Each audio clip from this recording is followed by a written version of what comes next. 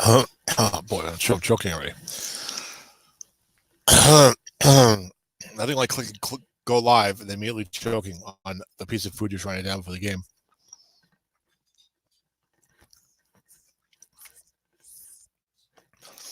All right, we got a SOMIFA quarterfinal here. We got Wayne's 14-2 number 1 seed LA Rams hosting Paul Mankowitz's 9-7 Houston Texans.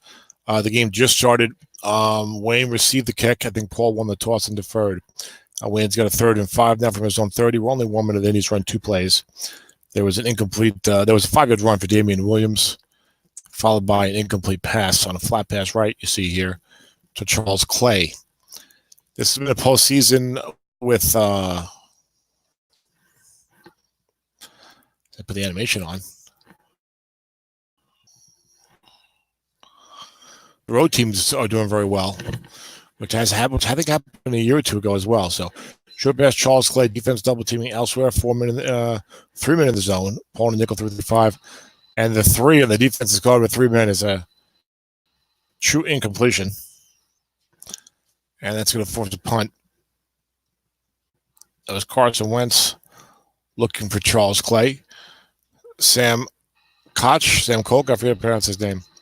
Sam Cook, I think he pronounces it. See, my animation goes super slow when I broadcast these games, so I've taken to turning it off, even though it makes for a better broadcast. 57-yard punt, no yard return by Danny Amendola. So the Texans will take over at their own 13. I'll turn off that animation. I haven't said to as fast as possible, but I've noticed when I broadcast particularly, it seems to go very slowly. And you'll miss plays if these guys aren't using it. Paul was only 9-7. He's got a great history of success, of course, and he's a great coach. Wayne is a SOMIFA champion from many years ago. Looking past Jared Cook, defense calls run. Linebacker zone X, a short gain. That's a short gain. Anthony Walker could not make the play. 5 beats of 13 yards and a first down. Drew Brees, the quarterback. Kerryon Johnson, the halfback. So that's a nice combo. While as long as Kerryon's in there, Brandon Cooks and Chris Godwin, the receivers. Jared Cook, your tight end. Kyle Juszczyk, the fullback. The run blocking is spotty. All 4s at 0 except for the left tackle, 6'7", Ryan Ramczyk. And you see some youth here. James Daniels, the 4-3. So the pass blocking is not that good. Outside of left tackle, 6'7", and Kyle Juszczyk, I think, is only a 5 this year as well. Flat pass left to Brandon Cooks. That's where Paul was blitzing. Wayne was blitzing. Rather, it's complete for 6 yards. Flat pass right on Drew Brees. Brees contemplating retirement based on what I saw on Pro Football Talk today. It's a 4-3 defense for Wayne that goes 6'4", 6'5". Along the defensive line goes 4-4-4 linebacker, but all 5s in the secondary. These 4-3 defenses, flat pass right to Chris Godwin, guessed incorrectly, receiver guessed wrong, incomplete. That's what we saw in that game yesterday. Tim's watching this one.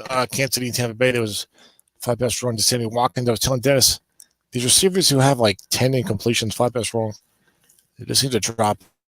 They seem to drop more of these flat passes than you would think. I don't know. When I've watched games or whatever. 3rd and 4 now for Paul. Big spot here. But I was going to say he's done a great job in the last few years. These minor leagues have always been a 3-4, but maybe I'm wrong about that. Especially if you have like a 6 linebacker, especially in the middle. Joe's got that. Joe's got a 4-3 defense with, I think, 6s at both tackles or 6'5". Luke Kuechly, the pure 6'6". Looking past to Kyle Juszczyk, guessing correctly. This should be good for Paul, but no, defender -3, -1, incomplete on the looking pass. You get flat pass rolling with Drew Brees against the 4 and a decent receiver. You're thinking, I've got a good play here. So that was a bad break for the Texans head coach, and they will have to punt also. Bradley Rackon-Pinion with the punt. And there goes 46 yards down to about the 22 for Jabril Red Hot Chili Peppers. That's too obvious of anything. Here's that one. 10-yard return. Makes the 1st and 10 for the Rams at their own 32.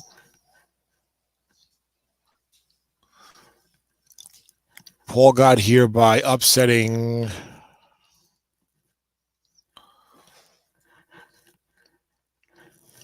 we look at the rest of this Wayne's offense. Carson Wentz quarterback, Damian Williams starting at halfback.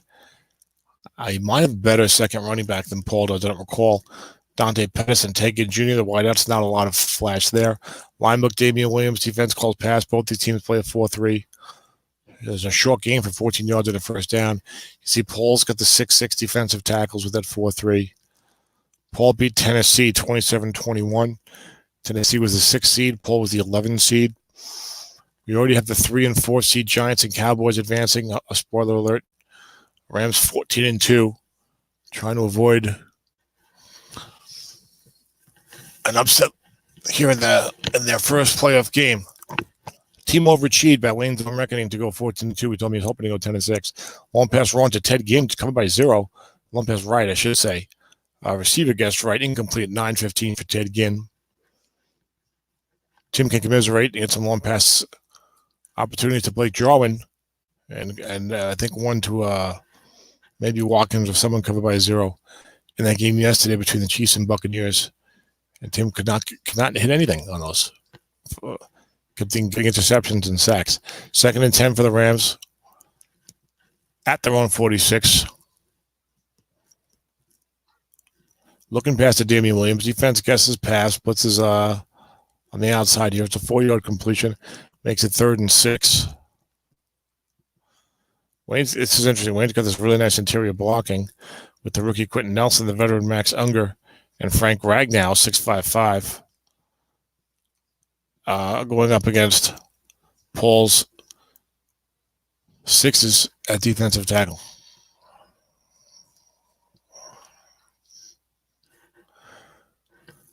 Third and 6, and Wayne goes with Malcolm Brown in the backfield. 4-5-4 frontier for Paul. He goes nickel 3-3-5. Left outside's a 0-4-4 Shaq Barrett, the great Shaq Barrett. Middle linebacker 54-6. Linebacker Malcolm Brown. He does go for the draw. Blocking helps him here. 6-5-5. He's still in a straight formation. 2 tight ends, 2 wides, 1 running back. Blocking back. That's not the blocking he wanted though, because there was no blocking back, and it would have only been 3 yards, even if there was. He was looking for a center or a left guard or a right guard reading, and instead that was a wide tape 4 too. So he'll be punting. 4th and 5. See if he goes coffin corner here. Probably does. Looking for a good one, and he gets a great one.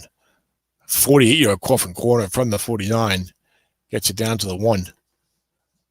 Excellent work by the Gunners and the special teams coverage for the LA Rams. If only I was familiar with their backup defensive backs, I could tell you that was. 1st and 10. Texans at their own 1. See how Paul deploys Kerryon Johnson this game. He's on the field. Will he pass more with him on the field? See those carries. 4-3 blitz showing for Wayne.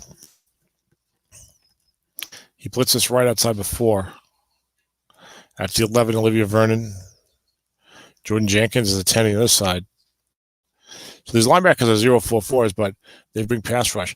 Looking past to Jared Cook. He's blitzing, including the safety. I know it's only a flat pass, but you're at the 1-yard line, so you get excited when you're calling the game. But it's complete for 7 yards to Cook. 2nd down and 3 Texans at their own 8.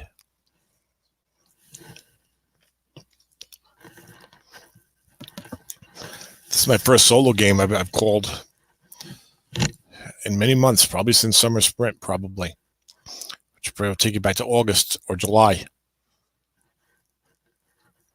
Flat pass left, Jared Cook. 1 blitz on again. Linebacker is there, though. And it's complete for 6 yards and a first down. Jared Cook's got 3 catches here in the early going. We're only midway through the first quarter, 26 yards. So Wayne seems to be playing for the sack. He's got Myles Garrett over there against an outgunned offensive right tackle. Flat pass right to Godwin. Defense guesses incorrectly. Receiver gets wrong. Complete. See? I told you. It just happens. I don't know why. I mean, it is 10 units in completion, but it's still 26 out of 36. They're dropping 10 out of 36. I guess that is they're dropping more than 1 and 4. I guess they should be dropping close to 1 and 3, I guess, actually. So that makes sense, I suppose. So that 10 out of 36. It's 5 out of 18. That's 30 out of 108. Is that right? I don't know. I took a nap before and I woke up about a half hour before the game, so my brain is not firing on all cylinders yet. Off tackle after Kerryon Johnson. And defensive tackle +3 or +17. 5 and a 5. Ashawn Robinson makes the play. And we've got a 3rd down and 7 for these Texans. It's been a good for me for playoffs. I haven't been broadcasting the game, but I'm watching what the goings on. You had the mini playoffs with Ed emerging, along with Dennis and Paul. Dennis and Paul emerging with the mini playoffs and then winning their playoff games in the quarterfinal. Dennis upsetting Buffalo 31-24 in Buffalo. And the Texans upsetting Tennessee in Tennessee 27-21. Short pass, Chris Godwin, the receiver guessed, it was a sniper scope as Wayne brought the blitz again, and the black guy was a 6, so no chance of a sack. The black guy was an X, so no chance of a sack on that. And instead of direct sniper scope, long gain 30 yards. He's lucky it was only 30 yards. And the Texans will take it their first big play, indeed the first big offensive play of this game. Houston out to their own 47. Now carry on. What is he? Maybe 13 on Fatigued coming in. Yeah, he has 13 now, so they get one pass already, one run rather already. So he was 14 to start, down to 13 now. And there we had a looking pass with 2 men in the zone and a complete for only 2 yards. A modest gain for Drew Brees to Kyle Juszczyk. Gets you 2nd down and 8. Brees is 6 of 9, 64 yards. Paul has had Drew Brees his entire NFL career on this strat team. That is amazing. Short pass to Brandon Cooks. There's a blitz on again. And the dump off is complete for a short gain and a 1st down, 20 yards. I'm not sure who that went to because it scrolls beyond that. I had to click up and then I messed up my scrolling. It was a 5 on a 6, 1-24 sack, but David Onyemata could not get past Vladimir Ducasa in time. Ducasi? I don't recall. That was Jared Cook benefiting from the dump off. Cheap stat padding. He's got 4 for 46. Drip hit Brandon Cooks, but we've got a sack fumble there. Here comes the pass rush for the Rams. They should pick this up and run with it. They've got it at the Ram 41, but it is recovered by, the Texans recovered their own fumble. Kyle Juszczyk advanced at 3 yards. Drew Brees was sacked by Myles Garrett, who was a 12 with a 2 asterisk. Chris Hubbard attempting to do the blocking, 1-72. I was looking elsewhere, so I don't recall if there was a safety blitz on that play. I don't think there was. There was a big sack in one of the games that was yesterday. It was in Tim's game, and the offense recovered that one as well. That might have been Zeb recovering. Zeb's quarterback getting sacked, but Zeb recovered, and that's a big difference maker, especially in these games where so many of them seem to be decided by one score. Off tackle draw to Kerryon Johnson left. Defense against the pass, blocking back +1 and -1, only a gain of 1. Sets up a 3rd down and 15 for the Texans at the Rams 37. So you start thinking, well, what do I need for a field goal here? It's 2-5 from regular distance, 33-37, 2-9 and 12 inside the 32. So not likely to get a 1st down here. Let's see if Paul tries to get his 5 yards and improve the field goal position. Of course, Wayne's aware of that approach. 3rd and 15. We got Golden Tate as a 3rd receiver. Godwin and Cooks are good deep. Kenyon Drake checks in the game as the running back. Wayne did not show blitz here. You get a flood of fight, you double team. Long pass, Kenyon Drake, single coverage against a 4. Wayne double teaming elsewhere. White die 5 and up at the defense. Defender X, a long gain touchdown. The white die 5. Olivia Vernon, understandably, not known for his downfield pass coverage ability, cannot keep up with Kenyon Drake, the running back. So +27 with a guy back there. Touchdown, Texans. They lead 6-0, 3:54 to go as Harrison Butker comes out for the extra point attempt. And it's up and good. 7-0 Texans. We got Joe Golden. And, kick is into the end zone. That's going to be a touchback, 9 yards deep. We got Joe Golden, Zeb Strong, and Dennis Crowley waiting in the semifinals to be joined by either Wayne's Rams, or the Houston Texans. Of course, this is the day after Kobe Bryant's tragic death and his daughter and all those other people on that helicopter crash. It was terrible. 1st and 10 for the Rams at their own 25. 5 minutes left, Damian Williams. 4 is the linebacker. Defense double teaming Ted Ginn, covered by 0. Shaq Barrett can't make the play. It's a 5-yard gain. 2nd and 5. Shaq's a 0-4-4 this year. Interesting to see what he and some of the other 3-4 pass rushers get next year for a pass coverage rating. I was reading some of that stuff in the Draft Football forum. I agree TJ Watt will get a big bump. He might be that 56 type of guy. I don't know if Shaq is going to get that. He might get saddled with the 44 or maybe the 0-4 or something and great pass rushing. We'll see. 2nd and 5 for the Rams. Damian Williams running up the middle, center 3-0. There's that good blocking I talked about. A 3-yard game for Max Unger. No relation to Felix. Next year, Frank Ragnow will slide over to center for these Rams, who are starting to rebuild their offensive line. He's tried for years to rebuild it and had did not have some success with some picks like Cedric Obugwe and Greg Robinson. But now with Ragnow and James Daniels and Quentin Nelson, it sounds like he's more in the right direction. Even Brian O'Neill over that right tackle. 3rd and 2 for the Rams at their own 33. So then we'll see Wayne flesh out the defense and some of these skill players. And keep his fingers crossed that Carson Wentz can stay a little healthier. He is banged up all the time. And we're right for Malcolm Brown. Defense guessed correctly. Only a 4 defensive end plus 5 guessed correctly on Malcolm Brown's card. Hitting that good 7 in a sea of not so good numbers. Only a 6.0 fumble for Malcolm. 7.1 snap fumble for Carson Wentz. That's a little high. You run about 65 plays. That kind of means you got about a 50-50 chance of hitting a snap fumble somewhere in this game. So let's watch out for that. 1st and 10 Rams. They're on 38. And we're left. Damian Williams, as Wayne is testing the edges here, staying away from those 6s. Offensive guard, +8 or +3. Quentin Nelson, he has a 6 on the offensive end. I see he's a devastating blocker, Mr. Nelson. 2nd down and 2. Already considered to be a perennial All-Pro type of guy. Not Pro Bowl, but All-Pro. 2nd and 2 for the Rams. At their own 46. Malcolm Brown in there now. Linebacker Malcolm Brown. Defense guesses pass. +3. 1st down Rams. I need to address my team building. Get more run blocking. Run the ball more. My pass first strategy could be leading to my playoff defeats and, of course, my underachieving performance with my SOMIFA Jets this year. So disappointing. More disappointing than any team I've ever had online that I can remember. 7-0 here. Rams late first quarter, 54 seconds to go. Looking past Charles Clay, defense double teaming elsewhere. Clay is the 2nd tight end in this formation. But Wesley Woodyard, the linebacker 54, makes the play, 5-5 to prevent the short gain. And we've got a 2nd down and 10. Wentz 2 of 6 for 9 yards only.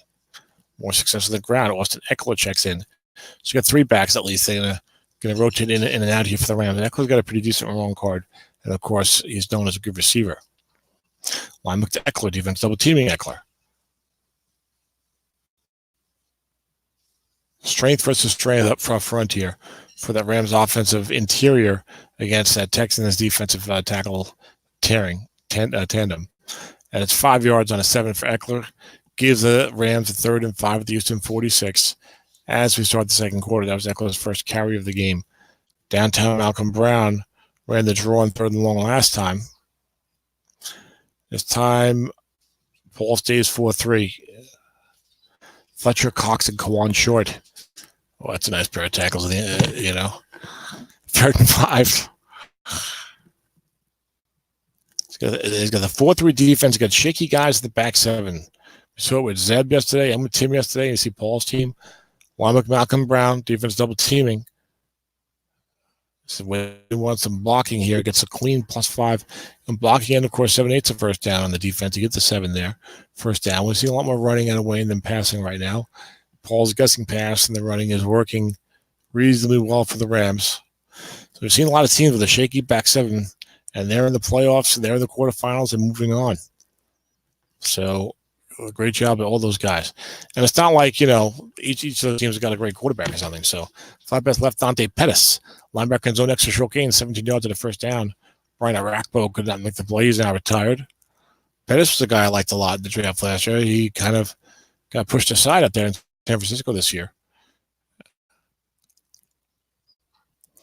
1st and 10 for the Rams at the Houston 24.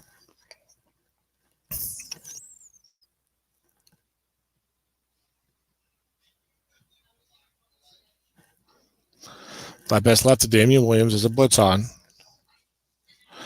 Receiver gets wrong, plus 12, as it looked like Paul was blitzing the left outside linebacker who had coverage responsibilities, and the safety had to come up into that flat in a zone look, though. He was not taking on the man coverage responsibilities against Damian Williams.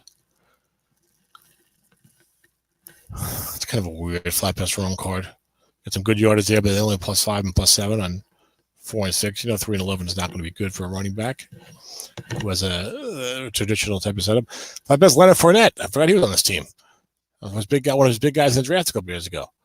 A 6-yard completion from Carson Wentz to Mr. Fournette. So all 4 running backs taking the field and getting the ball in their hands here in the first quarter plus for the Rams. I mean, how many more does he have back there? Paul used to like to have about 7 running backs on his team. He's kind of gone away from that now a little bit, but he does like them. 2nd and 4 for the Rams at the Houston 6. Very nice drive, almost all running. I don't think we've seen a short or long pass attempt on this drive. It's been all run, mixing in flat passes, which should work against a 4-3 setup. I say that, but I don't know. I'm so down. I'm down to anything that I believed in regarding my coaching and this and that on offense, especially after what happened to my team this year. It's hard to say, oh, yeah, no, I think these things still work. But I was saying, maybe it was just one bad year because all the other years, my offense, when I think it's going to do well, does well. So who knows? 2nd and 4 for the Rams at the 6. Short pass, Charles Clay gets incorrectly. Foreman there, though incomplete. Paul with the average cards and the good cards. 3 incomplete here, 3 or 4 men. And now you have a 3rd and 4 for the Rams. I know Shaq Barrett, left outside linebacker, and Wesley Woodyard, the middle linebacker, are 4s against the run. A 0 and a 5 against the pass. I'm not sure what that right linebacker does yet. I've got to look at him when the defense breaks the huddle over here. It's going to be a full house.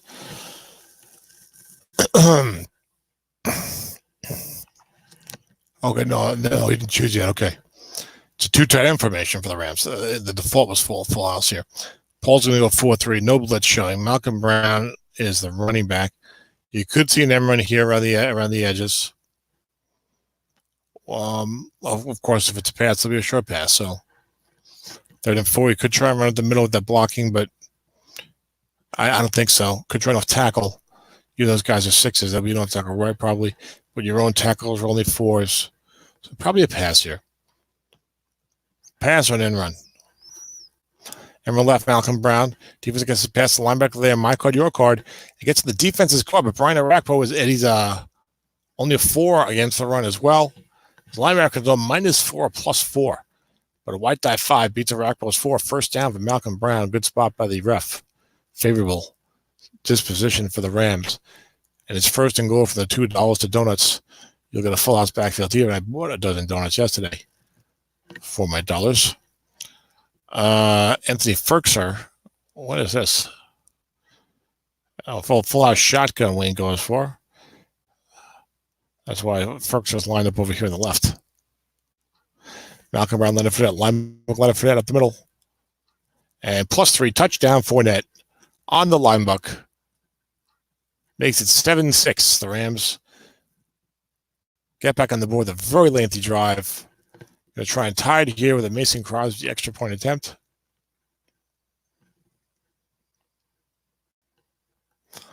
I promise.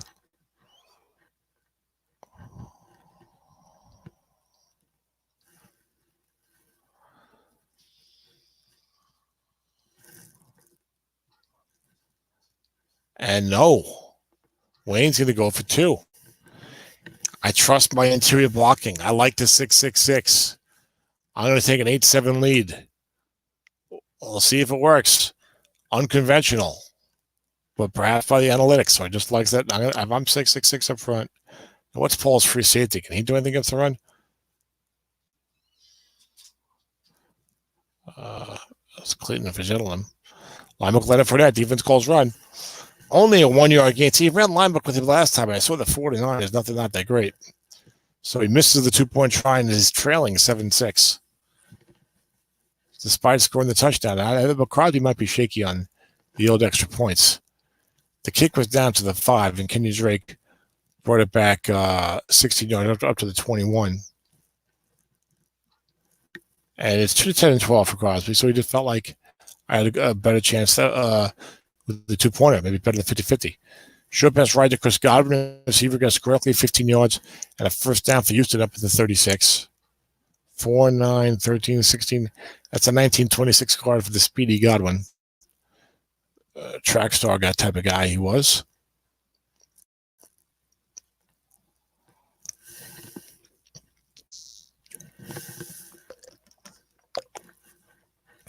Flat pass right, Kerryon Johnson, covered by 4.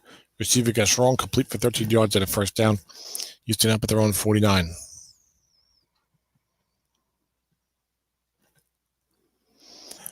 Breeze is sharp, as usual. 10 of 13, a $149. Off tackle left to Kerryon Johnson. Haven't seen anything on his card yet. There's a reading on his card. 9 is 4 yards. He's got short gains galore and a plus 20 at number 4. 2, 4, 6, 8, and 11 is what you want to hit there. But at least he still gives you solid yardage otherwise. 2nd and 6, looking at Jared Cook, successful double team. But Drew Brees threads the needle anyway. That's what happens when you're like a 70% completer like he is. 5 yards makes it 3rd and 1. Middle of the second quarter. These long drives have given this game an interesting pace. It's like a slowly unwinding novel. 3rd and 1 for the Texans at the Rams 42. Kerryon Logan still in the game. Off tackle left to Kerryon, guessed incorrectly. Short gain, 15 yards and a first down for the Texans down at the Rams 27. This drive's not taking too long. I'll tell you that much. The Rams' last drive was 14 plays, 75 yards, 7.5 minutes off the clock. Paul's previous drive was 10 plays, 99 yards, 5:06 off the clock. Had a long pass in there. Looking past the college district, giving the guesses correctly, plus 5. That wasn't a long pass. On the previous drive, it was a short pass sniper scope, with the result being a long pass, a long gain of 30 yards. And here, in no time, Paul's back down in the Ram territory, threatening to break into the red zone. 2nd and 5 for the Texans at the Ram 22. Short pass, Chris Godwin, covered by 5. And dump off, not a white tie 6, dump off, good protection, 20 yards and a first down to Brandon Cooks. Dump off and run with it. 1st and goal, Texans at the LA Ram 2-yard line.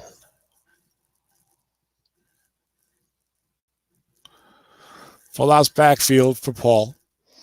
Kenyon Drake joins Kyle Juszczyk and Kerryon Johnson. Drake can't be that good, guess correctly. Oh, he's not too bad for short yardage. Off tackle right to Drake, defense gets the pass. Linebacker there. Linebacker zone. -1 at +3. +3 touchdown. Nick Vigil's only a 4. White die 6. 2-yard TD run for Kenyon Drake, who has both of the Texans touchdowns. I think there's only 2 touches in the game. It's a nice ratio if you can get it. It's like if Mike Vrabel or Jumbo Elliott, all your touches are pretty much touchdowns. The kickoff goes deep into the end zone, 8 yard deep, so Corey Coleman will probably down this. Wouldn't want to assume, as Felix Unger would tell you. It's a touchback. 1st and 10 for the Rams at their own 25.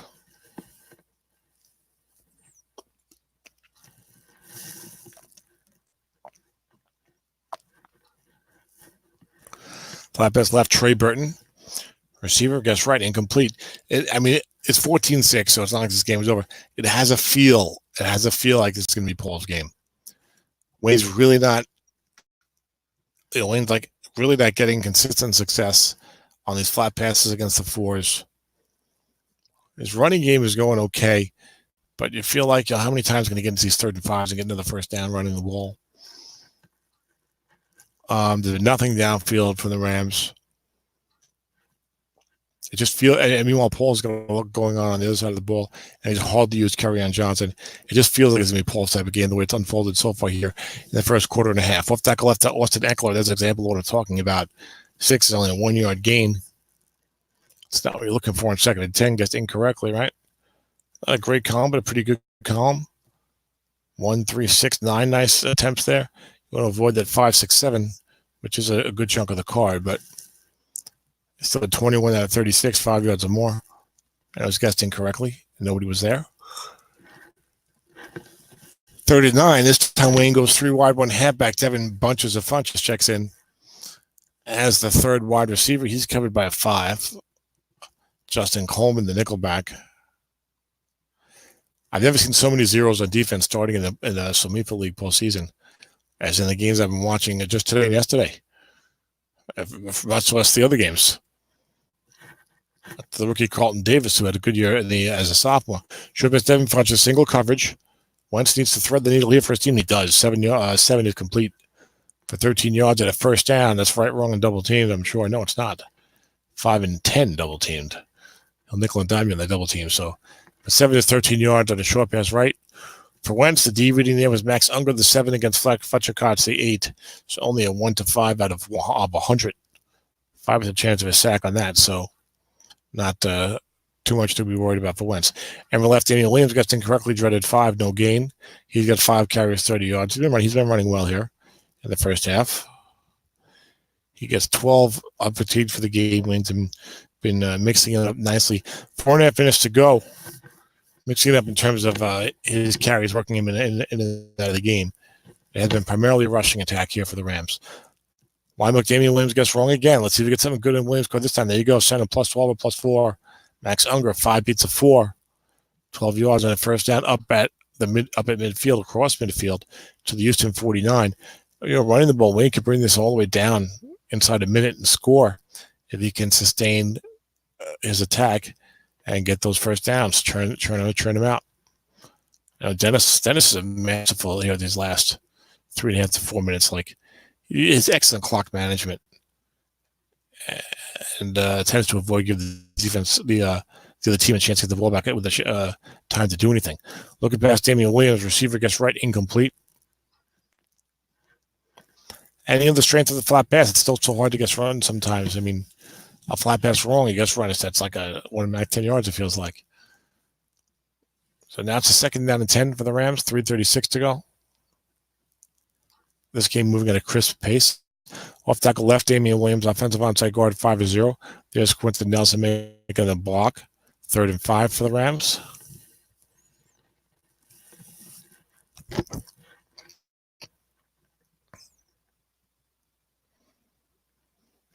He's run Malcolm Brown twice here. Wayne's a smart. He brings it. He goes to the same formation with Brown again. Wayne's a smart coach. He knows he can't just sit there and do it every time. He knows Paul's not going to let him do it every single time. And now the cat and mouse is coming in because Paul knows that Wayne feels that way. I don't think Paul is the type to call run in this situation. Or maybe bring the safety to flood the looking and go for containment, or it could bring the linebacker up into linebacker, safety into looking, and then call pass. It's a looking pass to Dante Bettis, successful double team, but complete for first down. Carson Wentz with a 6-yard completion, 4 in his car on the flat pass. 3, 4, and 7 gets the job done. And Wentz with a couple of clutch 3rd down conversions on this drive. And the Rams keep it going.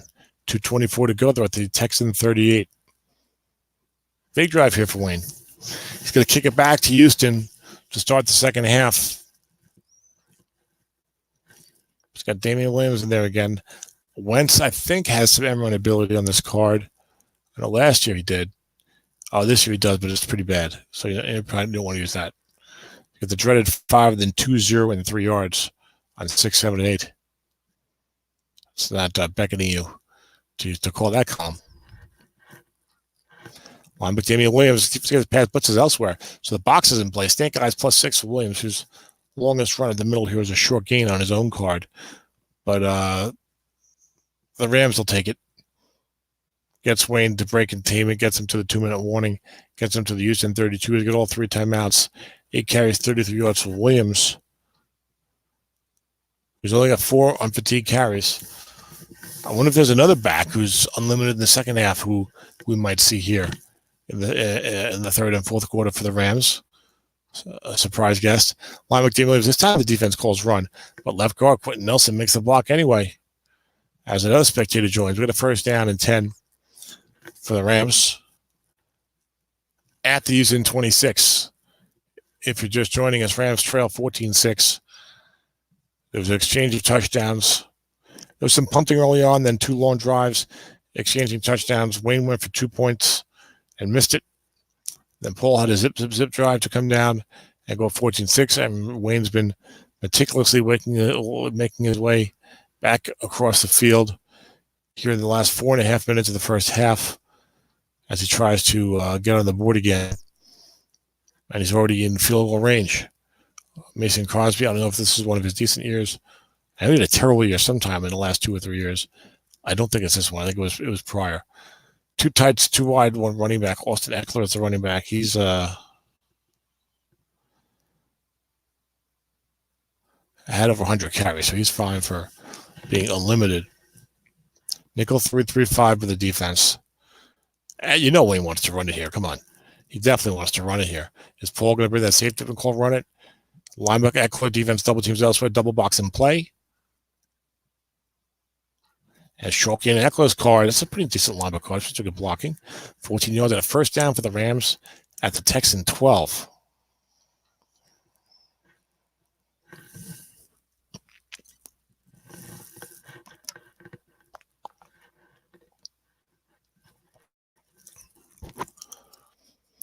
A minute left. Wayne's got all 3 timeouts. What a great way to do it. You get the ball with 4:30 left, and you're mostly running, mixing in the flat pass, couple of clutch third down completions for Wentz, one on a flat pass double team, and you're right there. You're at the doorstep. Still want to get in the end zone. Let's see if we can do it here. Wayne taking his time deciding the formation. That's what that Eckler card looks like on linebacker right. Not that strong. And if Fournette checks in. Again, we had 4 running backs see the field and get usage by the Rams here in the first half. And not only in short yardage.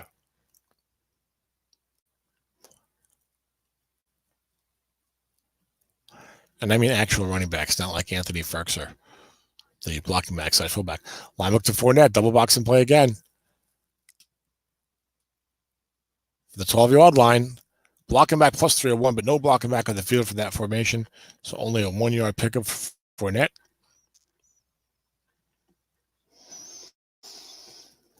And Wayne decided, what do I do with the clock here? Hurry up might be the way to go. Gets it down to 37 seconds. Then he does that. He hurries up. He's got 3 timeouts. I mean, it's a goal. It's if he gets the first down, he'll be at the 1 or 2 yard line. If he gets the first down, but not the touchdown, that's the only place it can hurt him is if he ends up exactly on the 1 or 2 and doesn't have enough time to run enough plays to take advantage of those 4 downs. It's not going to be an issue. Linebacker Leonard up the middle, 11-yard touchdown. Right tackle 0-22. Fletcher Cox, it was a 6 knocked down to a 5. And there's a touchdown for the LA Rams. Let's see if they go for 2 to tie the game. It's 14-12. They're going to line up the extra point this time, it looks like. And we're gonna get Dennis Crowley involved in this broadcast in a minute. Extra points up a good 14-13. The Rams with a beautiful drive to get back down there. I'm going to add you momentarily, Dennis, when I get a good chance here. 22 seconds to go in the first half. And it's a squib kick. Down to the 17. Brandon Cooks returns to 4 yards. Up to the 21. Dennis, you can add to the stream. Tim, if you want to be added to the stream, let me know and I'll add you as well. Just slack me around. Sure. What do you mean added to the stream? No, I said if I want to add Tim Bollier, I told Tim gotcha. He's listening. As I told him, if he wants to be added to the stream to participate by voice, that he should slack me around the head. Nice. Go back to StreamYard and share the whole thing, because right now my mug and your avatar are taking up part of it. There you go. Roger that. All right, so we got a good game here, Dennis. Long pass, Jared Cook. There's 1 man there. Cook's over by 5. Defender X to plus 27. White die 6. Jabril Peppers coming to play. So the Texans are 27-yard completion here, up to their own 48. with only 15 seconds to go, make that 8 seconds to go.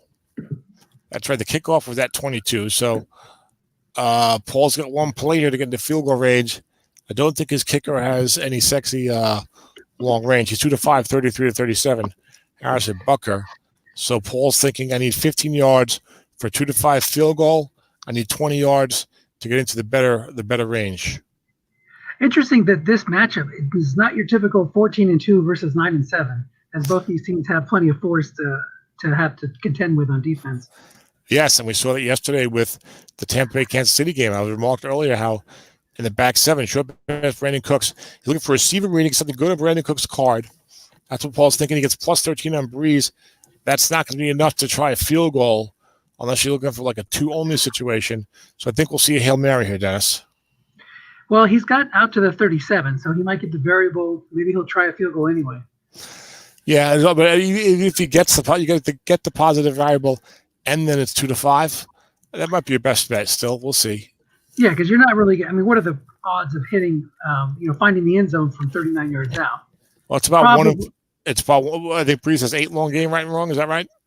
Right, and he's got to not be double teamed. Oh, yeah. So maybe you go to Drake because you know he's going to pull that extra DB back. Yeah, although he's hit a long pass to Drake for a touchdown on his first touchdown of the game, so Wayne won't be sleeping on that. But yeah, it'll be 1-14 on just the long game with 2 men in zone, ignoring the receiver on 4 for a minute. If you get a true double-double out there with 5 targets, you could say 40% of 1-14, 2/5 of 1-14. So I'd say about 1-35 chance for a touchdown. If you want to be totally random on a long pass, if that long game goes 39 yards, because the long game could go under 39 yards. Right, so you have about a 20% chance of a field goal with the variable calculation. The field goal, well, 1, 3, 6, 10. With the variable, well, it's only 10 out of 36. It's only 10 out of 36, 2-5 in the first place. Okay. And how often are you going to get? You're going to get this. You get the +2 on top of that. Maybe that's about 5 out of. Maybe that's about 10 out of 36. Also, that could be 5 out of 18 out of 5 out of 18. What's 18 times 18, Dennis? That's a big. 180 is about 260 something. No, more than that, like 340, something like that. So 25 out of 340, I think, which would be divided by 5. 1 out of 70, 1 out of 68. So I think you had a slightly better chance at going for the field goal, but you only get 3 points for the field. You get 7 for the touchdown. So yeah, 1 out of 68 compared to 1 out of 75 or something. And now you know. And now you know why coaches need analytic guys in their ears so that they can just have a yes/no answer instead of going through the calculations like we just did. Well, yeah. Well, you go to the calculations of the off season. So there you go. And of course, there's always Well, of course, you go by feel. You watching that game. I was playing David Will Autumn Win the other day at the end, and I had to choose. I was up at one point. And I had to choose, do I want to try like a 55-yard field goal, 2-6 and 12, or like go for it like 4th and 6? And I was like, this kicker's been pretty good for me this year. I'm not really feeling this 4th and 6 with no dump off. I was good. I had a better feeling about it. You know what I'm saying? So there's definitely, I'm sure you're a very intuitive guy. You play by feel a lot, right, Dennis? I do, and I'll just have to say that last play result was a 5. So if he would have gotten the variable, he would have made the field goal. That's right. Hindsight's 20/20. Indeed. Foresight is much worse than that. 80-80. Oh, user dropped. Looks like we crashed. Oh, it's a restart. Wait, I wasn't paying attention. I was enjoying the commentary, the banter, and I was neglecting my hosting responsibilities. Tom came up just short with his autumn win team for the playoffs, with a poor pass defense and with a poor run defense, poor run and poor pass. Yeah, well, we like to be consistent, Dennis. I see. But I did have one running back with 13 healthy carries. Nice. The other guy was a low carry limitation. I was poor with Rashad Penny as my only. And he still went 8-8. And I had a 0-0 at right guard, and Baker Mayfield, the quarterback. He did a good year for me, Mayfield. trying to copy paste and I'm failing miserably. That's when things aren't going well. By the way, if anybody's listening, I have a TV recommendation. I've been watching The Outsider on HBO, which is a miniseries. I think it's 8 to 10 episodes based upon a Stephen King novel, and it was the teleplay. So the adaptation was done by Richard Price, who was key in The Night Of, which was a very interesting HBO miniseries a couple years ago. Very kind of gritty, very almost like a police procedural, but then Stephen King, so there's going to be some funky elements coming up down the line. But I've watched the first 3 episodes. Very, very good. I recommend it. I'll check it out. We're looking for a new series as soon as we finish with Travelers, is our latest Netflix series. Travelers, is that the one? Oh, that's the one from the future or something like that? Yeah, they're trying to. An artificial intelligence is helping humans time travel and try to fix the issues that led to a dystopian outcome. I see. Interesting. Vanessa, my wife Vanessa used to watch that, I believe. First and 10 for the second half here. So we had a kickoff. That was 3 yards deep, and Paul took it out. Interesting call. And it worked for him. He got out to get 29 yards out to the 26. He's looking at that 7, 8, 12, especially the 12, but a lot of other numbers there. He would have been on the short end. Off tackle left, Kerryon Johnson. Paul's hardly used Kerryon Johnson. So he's got plenty of carries left here. And there he pops a 20-yard gain on 4. Yeah, you were mentioning nine carries left. You were mentioning earlier, because I was listening on YouTube, that it just seemed like it felt like it was Paul's day. So we'll see how that turns out in the second half. Yes, Wayne said I'm gonna have a day also, and as I came back to make it a 1-point game here with the beautiful drive at the end of the half. And Jamal Adams, he's not a running back, Dennis. Josh Adams. Oh, I like that Josh Adams card, Dennis. I like really nice. A little undervalued this year, I think, for the old linebacker off tackle. Paul doesn't have the best run blocking, but he can run left behind the left tackle 6, Ryan Ramczyk, and of course the great Kyle Juszczyk. Ramczyk and Juszczyk. Linebacker Josh Adams. There it is. Defense gets the pass. Center 12 of 4, only a 4-yard game. John Sullivan. Who is the old Irish boxer? The gentleman Jim Sullivan? Jim Sullivan, right? Yep. You're correct. Was he a bare knuckles guy? I think, or I don't know. Well, I guess I'm not sure if he goes quite that far back, or if he's more of like a 1910s type of guy. Yeah, I'll fact check that. Yeah, let's get the info department on that. The research department. 2nd and 6. Short pass, Jared Cook. Defense double teaming elsewhere. 4 is incomplete. Okay, big third down here. It was John L. Sullivan, and he was the last bare knuckle boxing champion. There you go. He was the best John L. until John L. Williams of the Seattle Seahawks in the mid-1980s. That'd be the John L. who you guessed had rushed for 1,000 yards and received for 1,000 yards in the same season, even though he never did either. He came pretty close on both, though, right? He had to. He never did either. 3rd and 6. Little Seahawk. Actually, they're 3rd and 6 for the Texans at the 50. Goes 3 wide, halfback, shotgun formation. Wayne showing blitz. Very tricky to show blitz here on 3rd and 5 or 6. No 6 linebackers. 5 pass left, Golden Tate. He did blitz the safety. There's a 4 linebacker there. Tate's covered by a 4. Good opportunity here for the offense, and he does get the completion. Olivia Vernon cannot make the play. Olivia Vernon, Dennis. Oh, it's not a first down. It was 3rd and 7. I thought it was 3rd and 6. Okay, linebacker +1 and +6, 6 yards, and not a first down. So 4th and 1 for the Texans at the Ram 45. I know what Dennis would do here. You got to go. You got to put the pressure on. That's right. Oh, but Paul's going to punt. Bradley Rack and Pinion. Maybe Paul didn't feel it. Paul's the lowest seed left in the playoffs. He has a lead in the 3rd quarter. Seems like Wayne at times. Well, what he got was a 22-yard coffin corner punt that returned 7 yards. So you gain 15 yards of field position. You got to go for it there. You got Drew Brees, but the thing is, like sometimes when it comes to going for it, Dennis, you just don't feel it. Yeah, I don't know if you play that way. Like I know I like to go for it in that situation. If I really don't feel it, I'm like, you know what, this game's gone my way. I do have a lead. For some reason, I just don't feel a good play call here. Let me punt it. You know what I'm saying? Yeah. Sometimes you're damned if you do, damned if you don't. You know. Yeah, a lot of it's matchups too. Like his run blocking isn't that great. Wayne's got some big guys up front, so who knows? True. They're the bad linebackers though, when you get Drew Brees.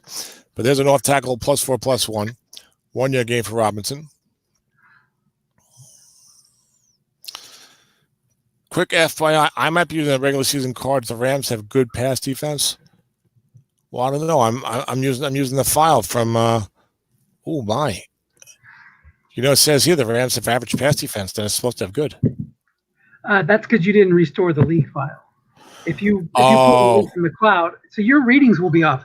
If I was you, I would exit out real quick and go do that, because I had that happen before when I was broadcasting a game, and when, on my spectator file, it would use what was on my computer. So that's why you had that +1, +6, +5 thing, because you're looking at the wrong cards maybe. Can you do me a favor and Slack me the cloud download ID so I can try to do it more quickly? We had a long, and thank you, Tim, for the heads up there. We had a 1 pass split end. So I just need to. So do I need to watch the game through the league file, or I can still watch it local? You'll still watch it the normal way, but you just need to pull the updated league file, because remember, after every round, Ed will change it.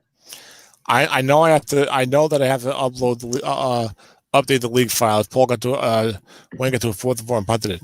My question is, when I go to watch the game, can I choose local, or do I have to choose?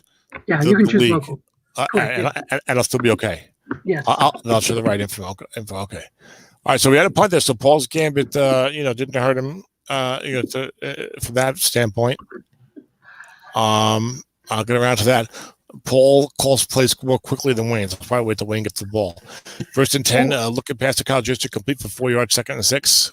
Or you have me here now. Go ahead and do it, and I'll call the play-by-play while you're updating. Very well. Okay. So we got Kenyon Drake in the backfield in a blocking back halfback set. Cooks and Goodwin and Cook are the targets there on the outside.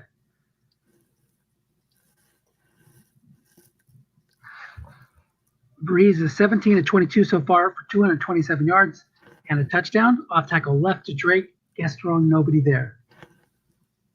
Paul wants it on his cards, and it is on his cards, but it's the dreaded 5. No gain. So that brings up 3rd and 6 with containment in effect. Let's look at Wayne's linebackers here. I don't see any zeros as run linebackers. So containment's in effect on white die 1 and 2. I don't really remember Paul running a lot in this situation, especially with Drew Brees. One interesting quirk about Brees is on his flat card guessed right, he's got 5, 6, and 7 less than 6 yards. But this time he hits the short gain for +15, and it's 1st down and 10 as Paul converts a big 3rd down. I don't know if you noticed that, Tom, but we have Breeze in S28. And I always get nervous on those 3rd and 6s because there's that big chunk in the middle of Breeze's card that doesn't pick it up anyway. All right, Tom's still getting back in. 1st and 10 out to the 39. Kerryon Johnson back in the game. Quick out left to Jared Cook. There's nobody there as the linebacker's coming. And it's going to be +20, a 10 on the D card. That's what you like to see when you figure out which zone he's abandoning. It was not a white die 6, so that would have been a loss of yards. It's like a 24 or 22 yard swing there. As Cook picks up a nice chunk of yardage, gets it into Ram territory. Curl to Brandon Cooks. Wayne moving the free safety down to the look-in zone to put 2 men there. It finds a gap on Breeze's card, lands on an 8, incomplete. Spectator has joined. I'm going to guess that's Tom Cook back in the game. Yes, and I realized I didn't have the. I should have given you the screen or whatever, because it was watching my league manager instead of watching the game. But you did a good job doing the radio call there. Short pass to Jared Cook, defense against St. Clark incorrectly. Cook's having a nice game so far, prolific. As Paul threatening again here, and of course, the game crashes. I got an error message when I tried to upload the file. All right. So hopefully we're not going to start crashing left and right here. What happened on the play? Was incomplete. Defender X or +12 as Jabril Peppers made the play. Second, I'm sorry, that's wrong. He did not make the play, as he's a 5 and the white die was a 6. So he picked up the 12 yards, got a first down to the 29. First and 10, 5-yard flat pass to Kyle Juszczyk, and that is going to bring up 2nd and 5 at the 24 as Tom jumps back in. Off tackle left to Josh Adams, who's in the game, and it's going to hit a 6-yard gain on his card. Tom, take it away. That is a nice column. It is. That is a nice column. Guess wrong. The guess right's not that great, but that's a nice guess wrong column. It's too bad he can't receive, but still, you could use that definitely. 1st and 10 for the Texans at the Ram 18. They're in the red zone here. Only 6 minutes to go in the third quarter. We saw Nathan pick up that Josh Adams card in round 3, I think, or the top of round 4. Off tackle left for Adam Snake Eyes. 18 yards touchdown. Houston Texans. How about them Texans? How about them? Now, what do you do here? I go for 2. And I know you would. Scores. It's only the third quarter. I would kick the extra point. It's no good. You're probably right about that. I mean, play aggressive there. 2 to 10 and 12, no good. So Wayne, who went for the 2-point conversion, kind of gets bailed out here with Paul missing an extra point too, and now he's only down 7. That's right. And that's one deep in the end. It's down to 3 for Corey Coleman, who takes a knee. The bending of the knee. Paul's striving to be the king in the north. Well, the king in the south, actually. Southern California, where Paul hails from. Yeah. Although is Ed from Northern California, or he's also from Southern California? Yeah, we should start calling Ed the king in the north. Well, I know his team is the 49ers. That's Northern California. Is Ed from Northern California, or does he reside there? You don't know. Yeah, he does reside there. Okay. So the SOMIFA champion could be the king of the north, because the SOMIFA headquarters is in Northern California. There you go. I like it. We're stretching it a bit, but okay.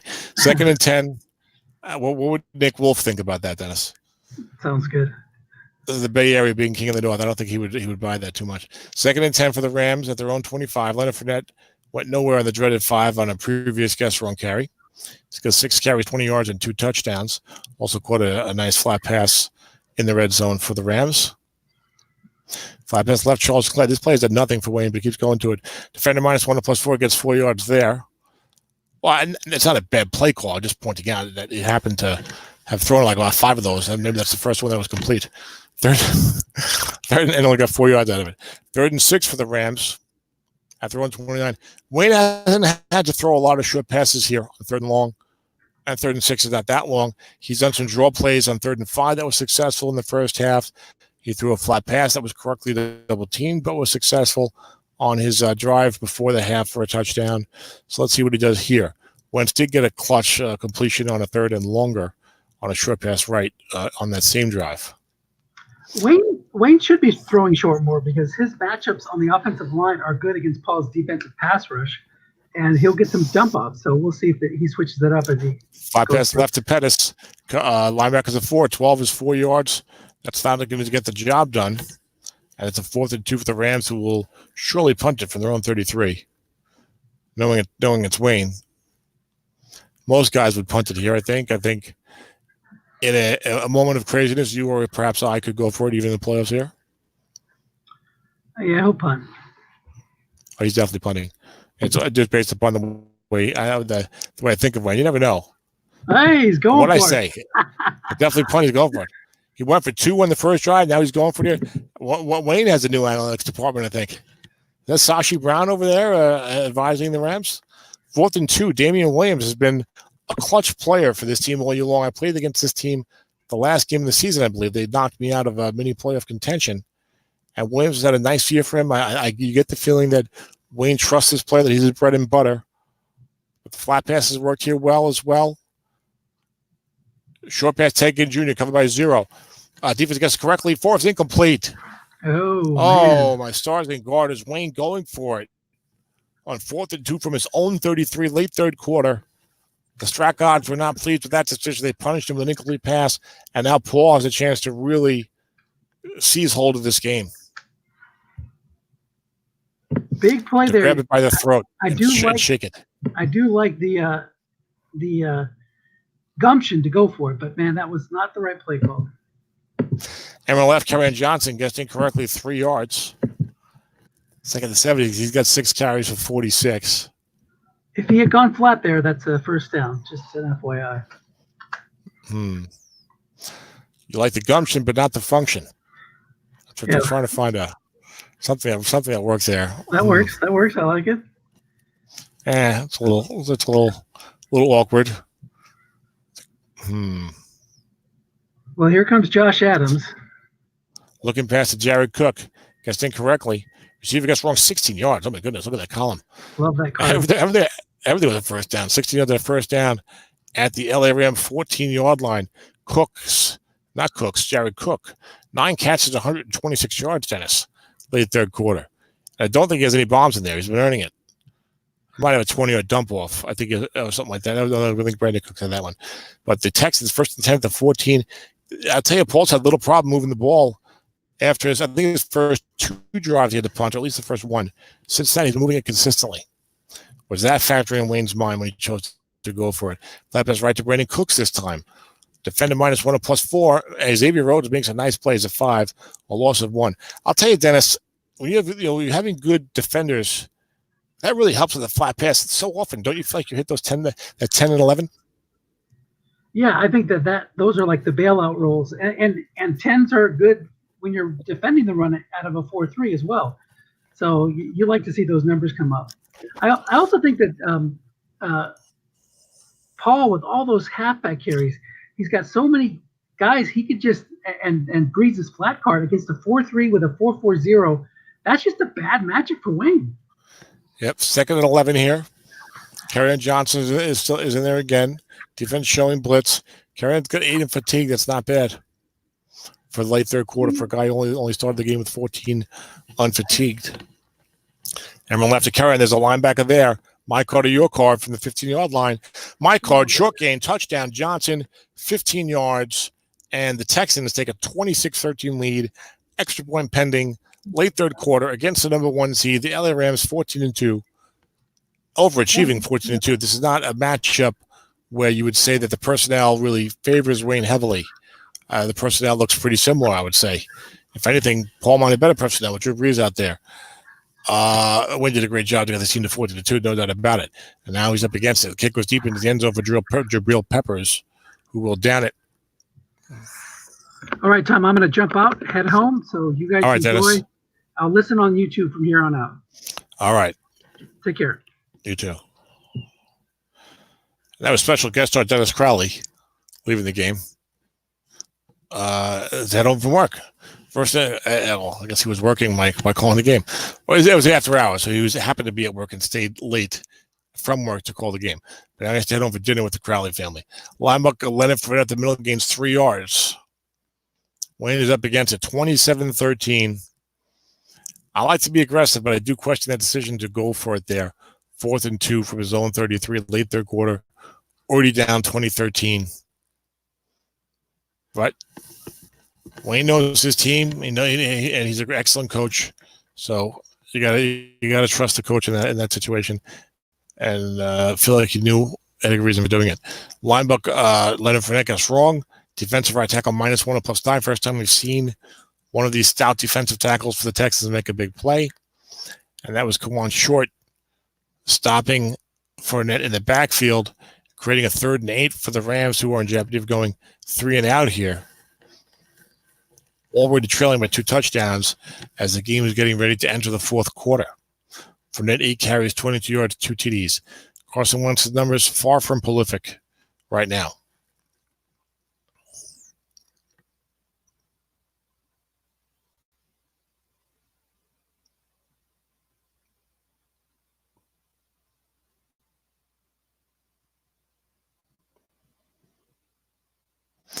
We've got a 3rd and 8 for the Rams. Show pass Devin Funchess. Foreman there, double team elsewhere. 10 is 11 yards and a first down for Wentz. 1, 5, 11, 14, 15 short best right units. And a must run that's probably not that great. Pick is only 2 to 5. It's not bad for a quarterback nowadays. 10 of 19, 82 yards for Wentz. So not a lot going on there. And we start the 4th quarter. Rams down 27-13 at their own 38. Flat pass right, Leonard Fournette. There's a 0 linebacker there. Short gain gets right on the 3 on Wentz's card. 15 yards and a first down. You don't think of Fournette as a good receiving back, but he actually has a good flat card this year. Don't know what he did next year. Jacksonville's a new offensive coordinator now, I think. Can't remember who it was, but I was a little bit intrigued by that. But I think it might be Jay Gruden. I like Jay Gruden. 1st and 10 for the Rams at the Houston 47.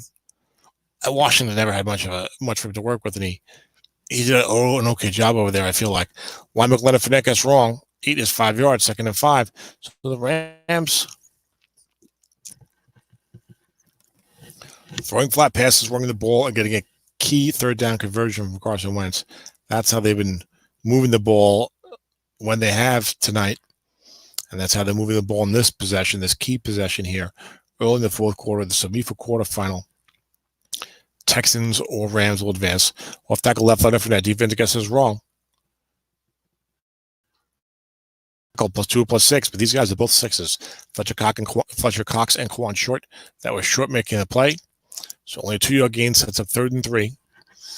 These guys are both, each former SOMIFA champions. And I'll tell you what, of the remaining coaches, unless Joe Golden wins, it'll be someone who has won a championship in this league before. And we're left Damian Williams, 3rd and 3. And 10, and Williams got 21 yards in the first down. And Wayne says, I'm still alive. But you got to get in the end zone here. You really do. 12:36 to go. And what does 27-16 do for you? Not much. Fournette checks back in. Williams low on carries. 10 for 80 yards for the Kansas City Chief.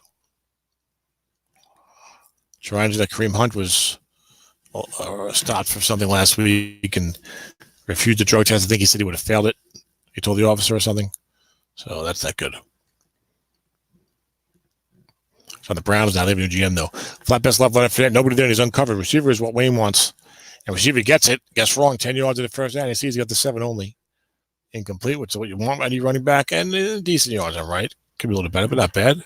So they were certainly worth throwing it, too. He's got 3 catches, 31 yards. Rams down at the Houston 9-yard line. 12 minutes to go in the game. They trail 27-13. There's no more dump off. There's no more flat pass. It can be tough to crack the end zone from out here. Get Eckler in the game who can catch the ball and has some short gains on his card. Malcolm Brown's got that non-short gain yardage, like +12, +13 type of deal on the end run, so he can threaten in the end zone there. Eckler can catch as well. Is he in the halfback position?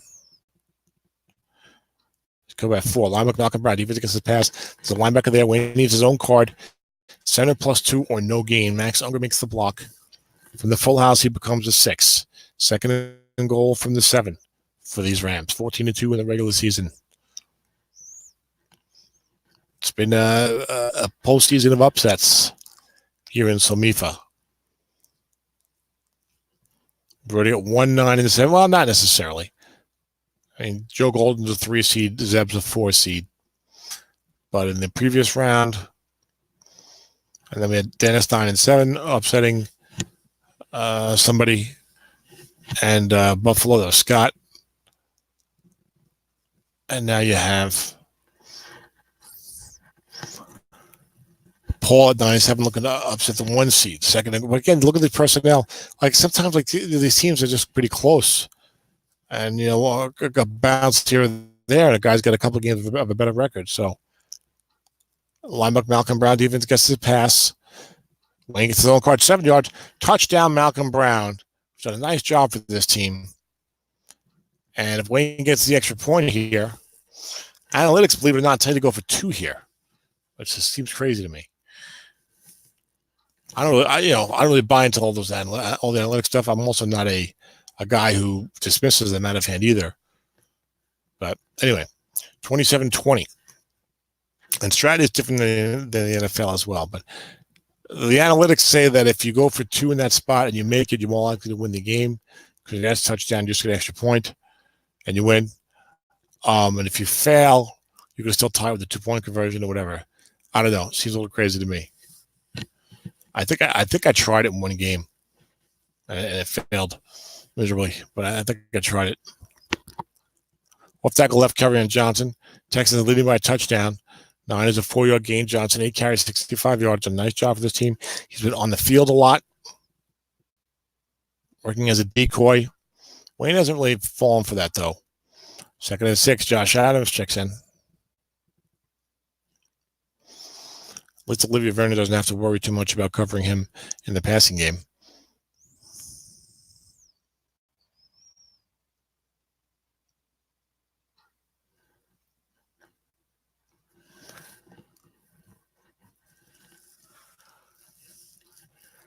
Look at pass. Kyle just took nobody there, but it's guessed correctly. This is a big play. 4 yards only on Drew Brees' card. So it's 3rd down and 2. 3rd and 2 for the Texans at their own 33. 9:54 to go. You play here. Wayne can get one stop here. He's going to receive a punt and get the ball with a chance to tie the game. But if Hall converts, long pass, Brandon Cooks, defense double teaming elsewhere. Cook covered by 5. Defender X incomplete. Xavier Rhodes, the veteran, makes the play. It's a 5 against a white die 4. And Paul's got 4th into his own 33. Just like Wayne did a couple minutes ago, but Paul with that 1 touchdown lead will punt it. Bradley Rackpinion comes out for the punt. It's a 45-yarder. It bounces 11 yards to a 56-yard net. And the Rams will be at their own 11-yard line. Down a touchdown, 9:18 to go. Season on the line. And not only that, but you win, you're in the semifinals. Oh, it feels so good to make the semifinals in one of these big SOMIFA leagues.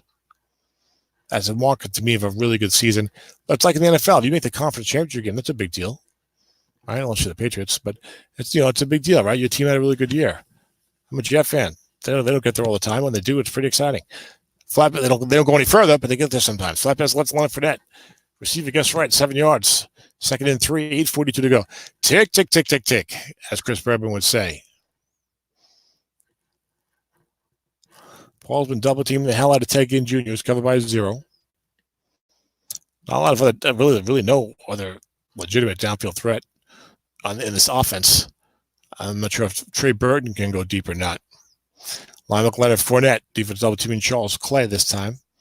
2nd and 3. Fournette gains 5. Wayne's going to be patient with this ground game because that's, as a friend of mine likes to say, I'm going to dance with who brung me.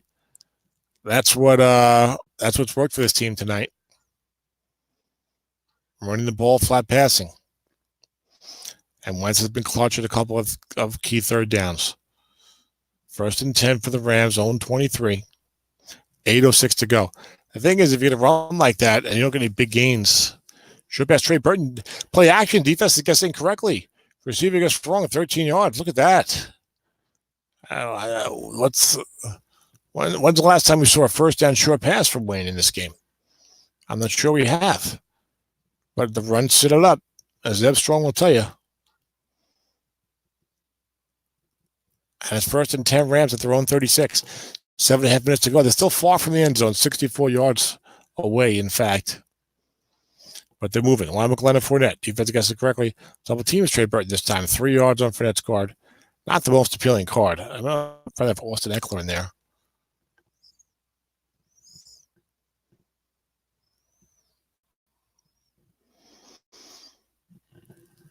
And you got 370 and 11 units of only 1 yard. You have 19 units of 3 yards or less on linebacker wrong. I mean, that's not very good. And it's not like he's got all kinds of short gains on the other numbers. 2nd and 7 for the Rams at their own 39. Linebacker Leonard Fournette, even because his pass puts the linebacker in zone this time. Snake guy, short gain for Fournette, 17 yards. He has only 4 units of short gain or better in that column. And that's what he's trying to beat Paul with. 1st and 10 across midfield. The Rams at the Houston 44. I wonder if the Rams probably have a fight song, don't they? Meet the Rams. That's like the Meet the Mets. I don't know. We're the LA Rams. I don't know. Oh, the Vikings have one. The Redskins have one. I think the Eagles have one. 1st and 10 at the 44. Off tackle left for I think he's got a little bit of column here. Gets wrong. 11 is 9 yards. That's a little more palatable, I'd say. But there aren't any big runs. He does have 3 units of quote unquote big run, 20 yards or more. The linebacker wrong. There's an off tackle wrong for 9 yards. Makes it a 2nd down and 1.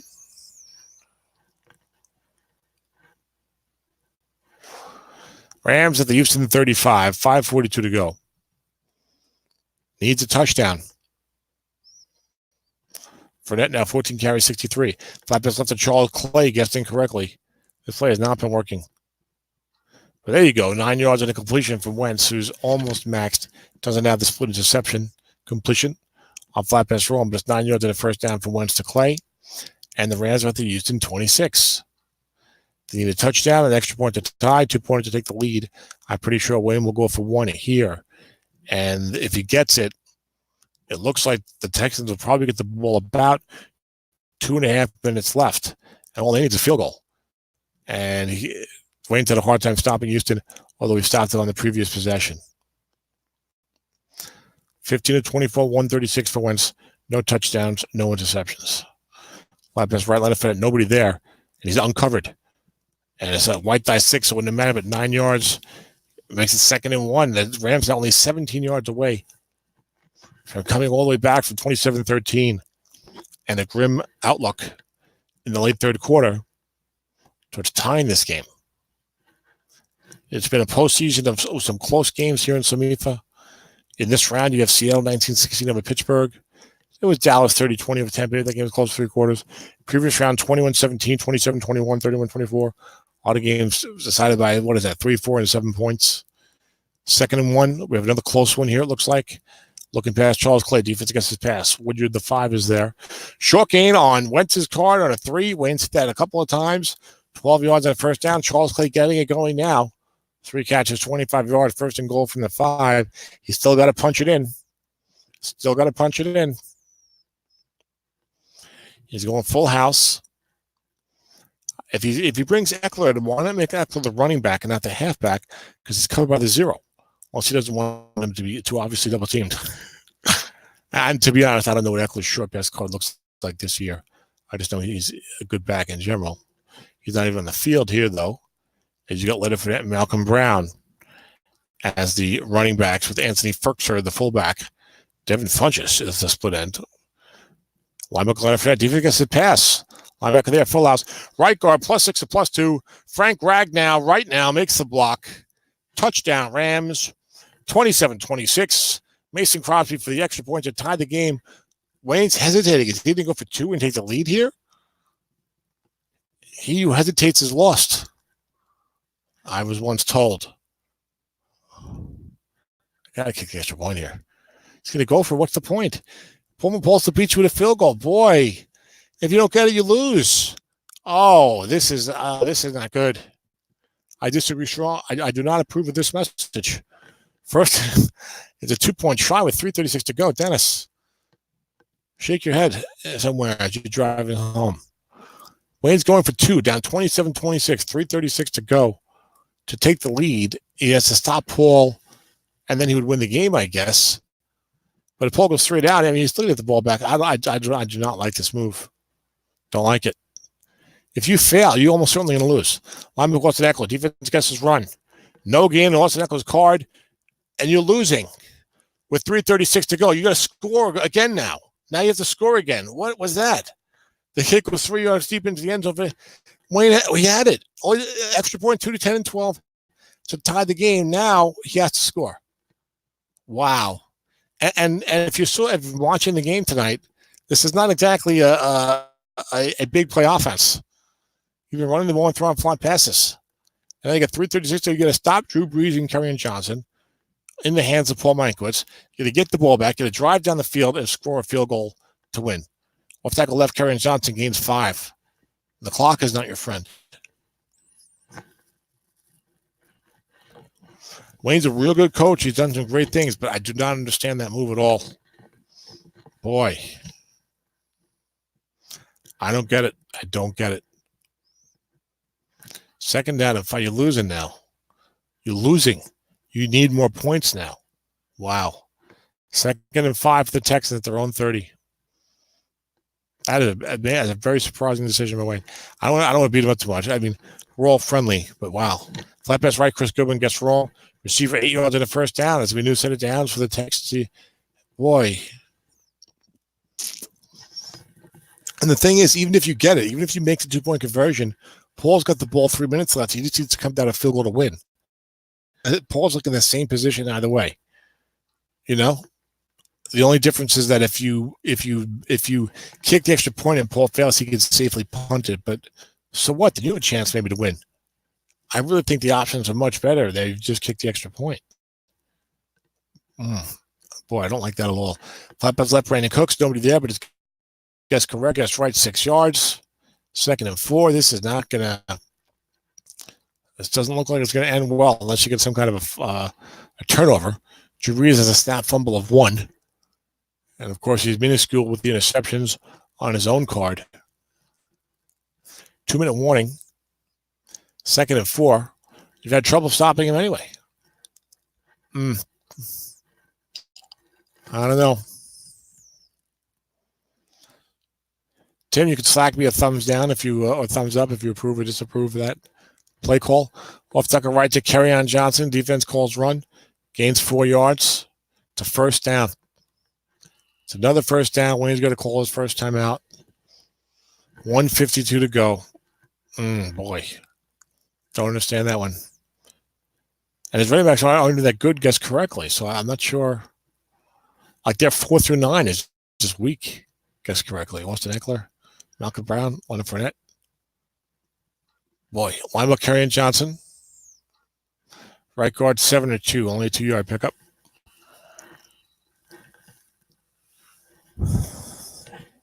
Second down and 8. Wayne calls timeout again. 11 carries, 76 yards, and a touchdown for Johnson, the rookie. First-round pick, I assume. He's had an excellent game. A very good game for Houston. Excellent, very good. For limited carries, excellent, I suppose. 2nd and 8. Battle Royale starting out. Join now if you want to have some fun. In a competitive play-for-money environment.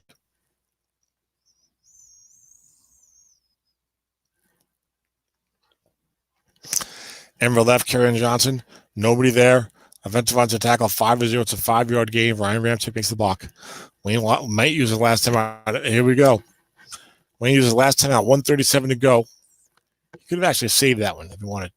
3rd down and 3 for the Texans at the Ram 45. They lead by 1. First down wins the game. Otherwise, he's got a punt.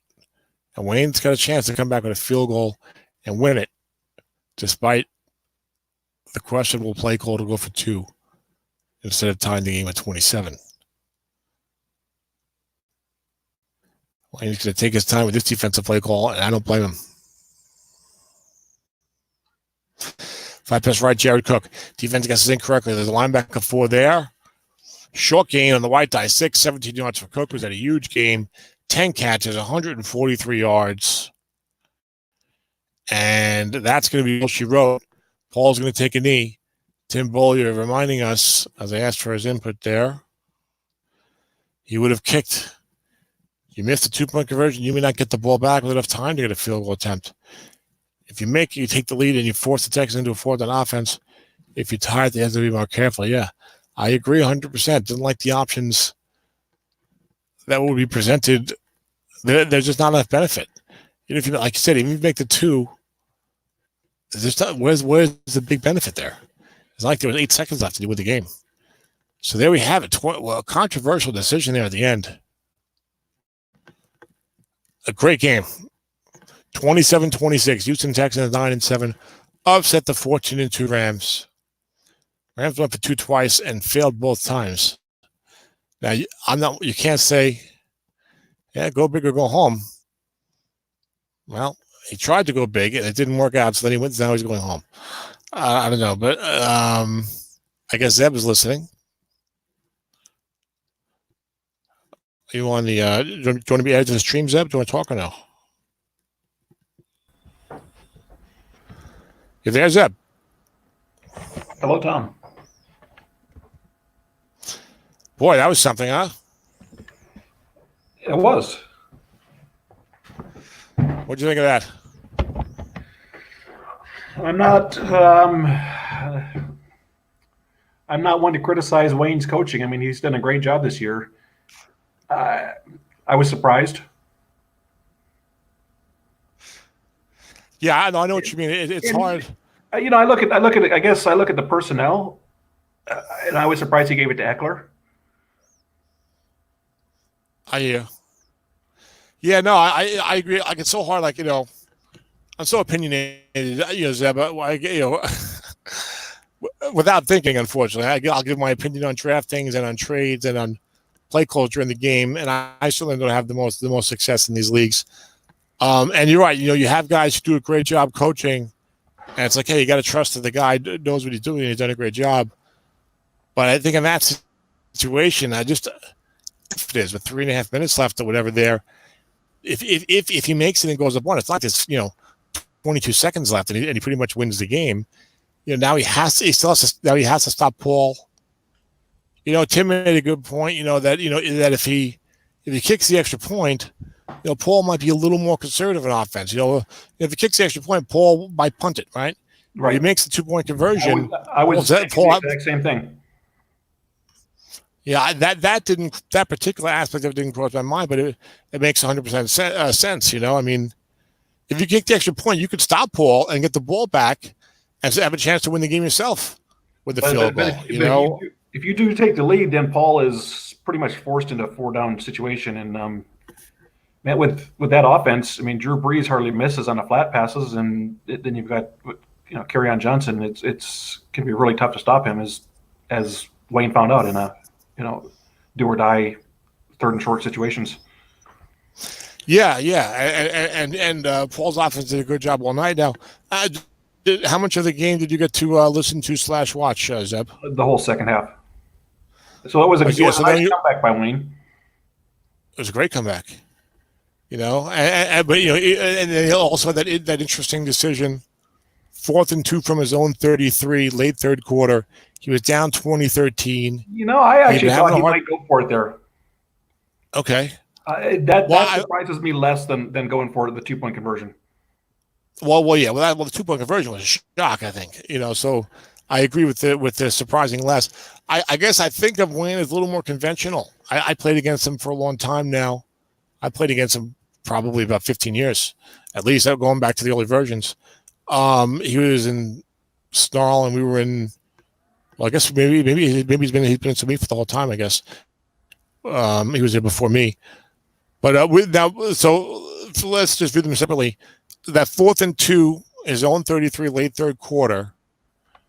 Do you feel like that was a good move to go for it there? Or do you think it's a better move there to punt it? I feel like I definitely would punt there down by a touchdown already. What do you think? I would have had to think about it there because, one thing I would look at is the quality of Paul's personnel on defense, which, no slight to Paul, I think that this is not his best defensive team. No. He does have the 2-6 defensive tackles, but everything else is weak. Yeah, it's a 4-3 defense with weak linebackers. You've got a good flat passing quarterback. It's a situation where I feel like the percentages, you probably got, 65 to 70% chance of converting that 4th and 2. In a vacuum before you make your play calls and see, if he's guessed right or guessed wrong or double teamed. And with the time running out, your defense hasn't shown you can stop him. I would have been really nervous about kicking the ball back to Paul and, just facing another long time consuming scoring drive. Yeah, he was having. Instead, he faced a short scoring drive that didn't consume very much time. That's right. He did have a hard time stopping Paul all night. Dennis pointed out that it was a tough matchup for the Ram defense, that 4-3 with the bad linebackers and Drew Brees, and Paul was skillfully throwing the flat passes, mixing in just enough runs, keeping Kerryon Johnson fresh, mixing in Josh Adams in the second half. I can see that. I can see that. And I know sometimes I think you play by feel. Sometimes I know myself, you get into a situation and you're like, the way this game is going, if I don't do something to turn it around, I'm just going to lose. Eventually, it's 4th and short. Screw it. I'm going to go for it my own 33 or whatever. Maybe some of that went into Wayne's mind as well. We've got Tim Bollier on here also. Tim, what do you think? We talked about the 2-point conversion. I think we're kind of all in agreement on that it was really surprising, and we would have gone the other way probably 100 times out of 100 and kick the extra point. What do you think about that 4th and 2 decision, Tim, late third quarter? That was an interesting spot there. Yeah, I would have gone ahead and kicked it there. I know what Zeb's saying about maybe that's maybe the less risky of the options versus going for 2. I would have kicked it there too. You made a point early in the fourth quarter about when the Rams scored the first time about going for 2. And that's actually where I would have gone for 2, because it gives you a recoverable chance if you score a second touchdown. And if you make it, you kick the extra point, you're up 1. So I felt I would have gone for 2 on the first touchdown of the fourth quarter. Yeah, you're talking about the situation where he was down 14, he was down 27-13. He gets a touchdown to make it 27-19. I know that this year it was revealed that the analytics say that in that particular situation late in the game, you should go for 2 the first time. Your chances of winning the game are better than if you score 2 touchdowns and then go to overtime, assuming you make both extra points, which, of course, those aren't automatic anymore either. I still have a hard time embracing that. I feel, it's funny. I don't think of myself as a conservative coach, but in certain things, I guess I feel I'm a little conservative. I don't know. So Tim, are you saying that you would have gone for the 2 there? Or are you saying if I was thinking of going for 2, that's the time I would have done it? If I was thinking of winning the game by going for 2, it would have been on the first touchdown of the fourth quarter. This isn't the card set to go for 2, though. We don't have a lot of great guess right runners. So this isn't a great card set to go for 2. Back in the day where, maybe I had Shady McCoy, who had 19 chances of +2 fairly often. It's a much different opportunity of going for 2 versus when you've got a guy, my runners this year had 12 chances. That's a big deal. Yeah.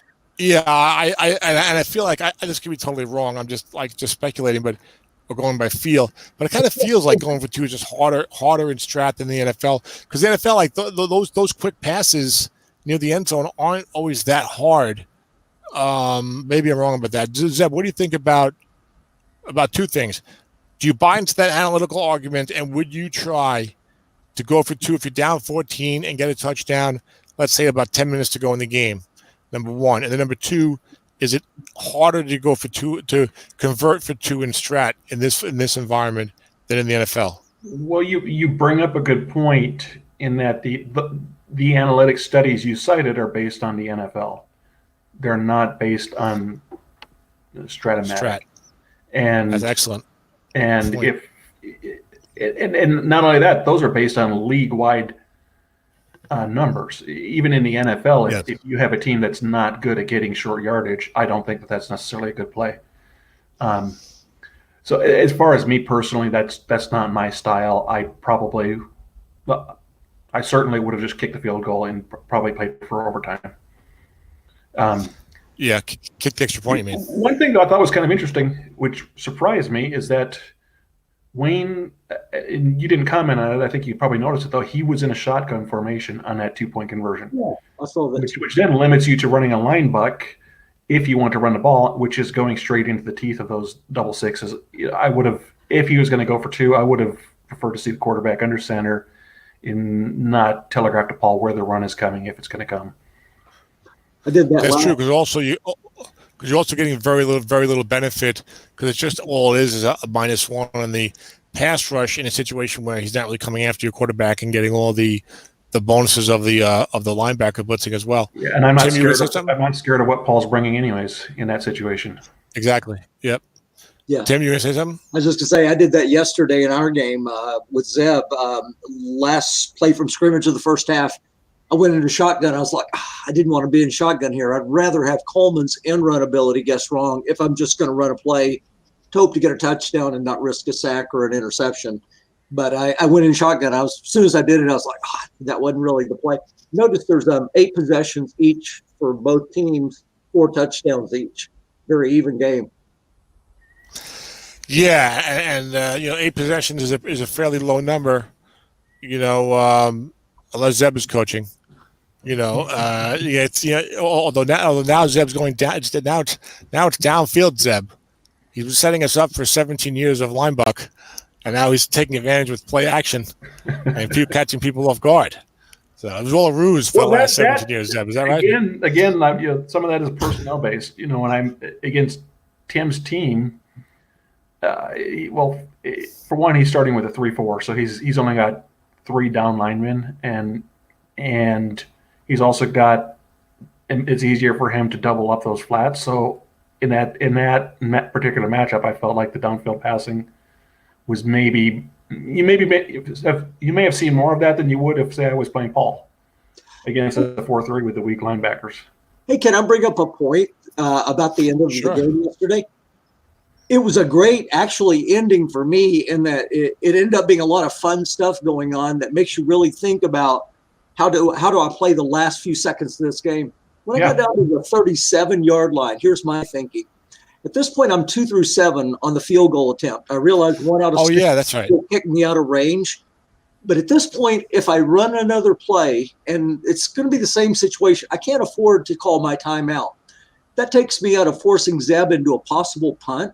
He has a block on 12, and I have D.D. Westbrook with a touchdown on 3.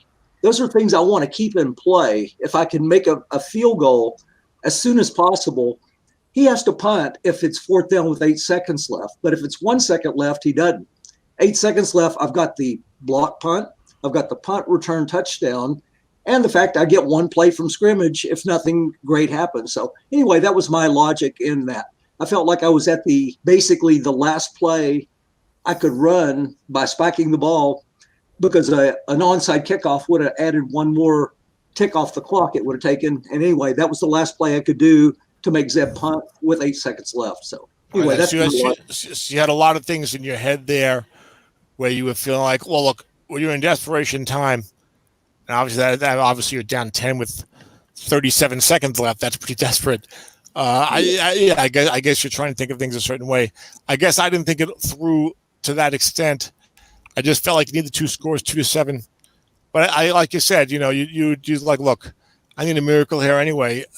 So let me get the 2-7 going, and I need to save another play because I just don't have the timeouts and it all the time. So that's interesting. I remember that at the end of that game. That was an interesting situation. At that point, I was 100% locked into tying the game. I wasn't thinking of let me get a touchdown. If I get the onside kick, maybe win it.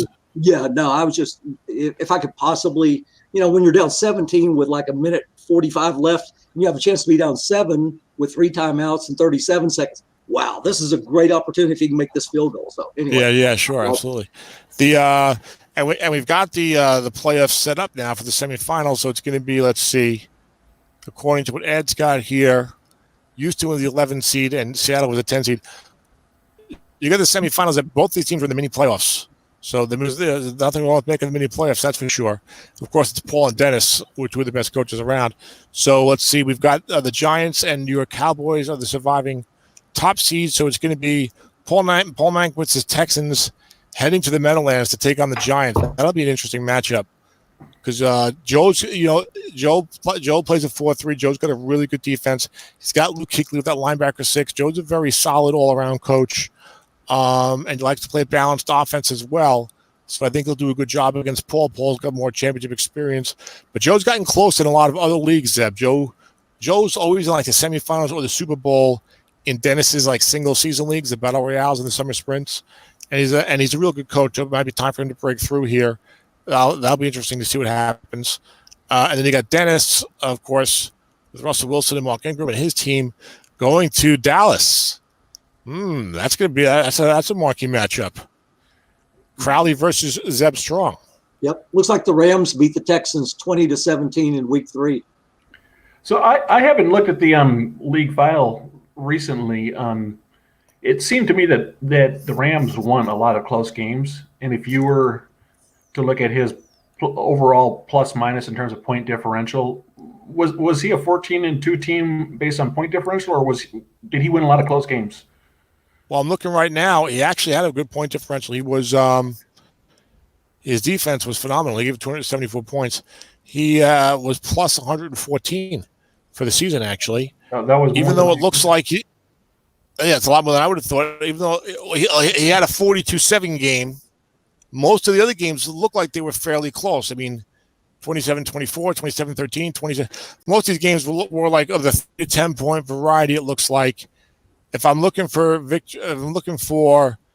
double-digit victories, I got a 14-point win, I got a 10-point win, an 11-point win, I got the 35-point win. Actually, I got a 19-point win.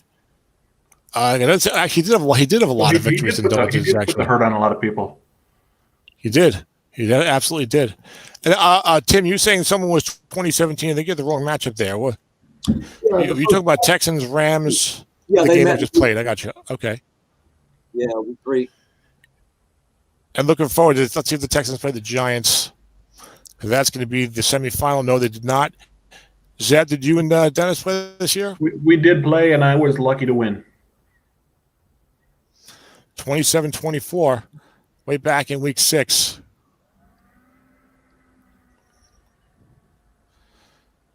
Dalvin Cook with a 6-yard touchdown run with 3:18 to go. Oh, lucky to win. Now, 8 seconds. 8 seconds to go. Robbie Gould missed a 33-yard field goal. Yeah. It was. Is that what you're referring to? That, and I also got it was a dump off sack on like a split roll of 1 through 2 through 4 or something. I think to set up that Dalvin Cook touchdown run. And the year you won the Super Bowl, Zeb, who did you play in the semifinal? That was probably one of the best Stratomatic games I've ever played was against Dennis. Exactly right. Long pass with 8 seconds left. You got a long gain, set up a long field goal, and won it on the last play of the game. With the kicker who I think Dennis has on his team now. Oh, I didn't know that. Robbie Gould? Yeah. Nice. Dan, Tim, I'm impressed you remember that. That was a while ago. It was a fun game to watch. Well, that was a really interesting game to watch because Dennis called the game while playing it. So it was instead of having the unbiased color commentary from Tom, we got sort of an inside look at what Dennis is thinking while he's playing. I think that was. I don't think. Dennis was in running Russ, and he's like, "Go Russ, go Russ, go Russ." Was it Russ or I think it was Marcus Sherrills when he had a punt return touchdown? It might have been. I remember him saying, "Go Russ, go Russ," when he was in running Russell one time. Yeah, I think you guys might be entertained, but it might be good for me to take that approach if I'm playing a game to it would not be PG. It would not be PG. I'll tell you that much. Especially if things are not going well for my team. So, Dennis kept the game, and despite the disappointing from his point of view end of that game, he was you couldn't tell from his demeanor. I'm sure he would have been even excited if he had won, but it was a crazy ending, and he did a great job of presenting it. Yeah, well, Dennis is tremendous that way. I mean, there's very few losses that he takes hard. There have been a couple every now and then over the years because we talk on Slack a lot, but for the most part, he always has a great disposition, and he's very competitive and he wants to win. He gets in there, but he knows it's not always meant to be, and he takes it really well. So that's great. And I think a lot of us. I hope that a lot of us have a good sportsmanship about that type of thing. I feel the same way in the grand scheme of things. Like in the moment, I might be irritated, but like most of the time, the only thing that really irritates me is like losing with bad luck, especially to like a team. Really, losing in the playoffs with bad luck just really sucks, and especially to a team that you think you should have beaten, or that you think you outcoached. Like there's nothing worse than like you're getting like all kinds of good calls and opportunities, and you're getting like lousy results, and then the other guy's getting good things, and you lose. Like even when he's like being guessed correctly or whatever. I don't know. Like that bothers me. And then if I'm playing against a good team and a good coach, and I get bad luck, I'm like, man, then you feel like robbed of a chance to play a good game. It's like, well, this could have been a great game, and I didn't even get a chance because I had 3 snap fumbles inside my own 40 or whatever. You know what I'm saying? But like if I play like a straight up game against somebody and they call and they beat me, I'm just like, hey, what can you say? The guy has a good team and he did a good job. You know what I mean? Yeah. I mean, and as long as I'm entertained, if I lose a game and it got me on and then the edge of my seat until we're done with, then that was it took my mind off of my other problems for a couple hours. That's right. No, yeah, losing a great playoff game is kind of exciting. It's kind of cool. You feel like you just participated in some 35-31 NFL classics that you were watching on a Sunday night.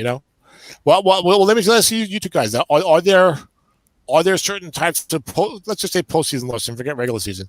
Are there certain type of postseason losses that you take hard or not really?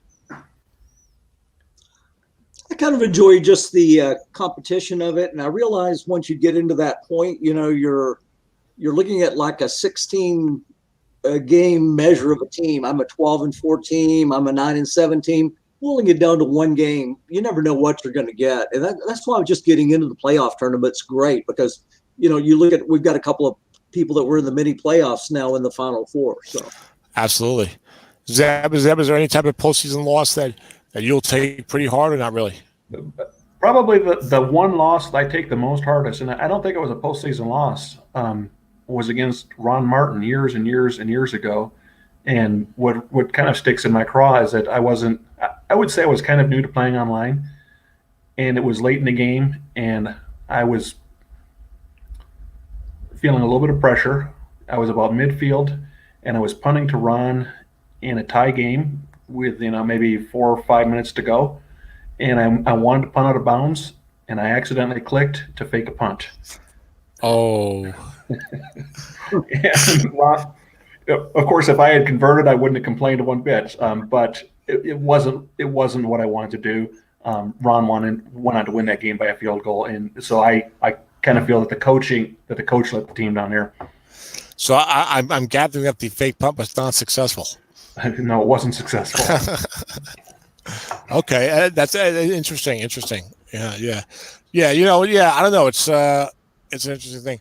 But I've had another game where I accidentally clicked on a timeout trying to take off a shotgun call or get out of bounds with a couple of boxes that are there, and had the lack of a timeout impact my end game strategy, but no misclicks as bad as the infamous fake punt against Wayne or against Ron.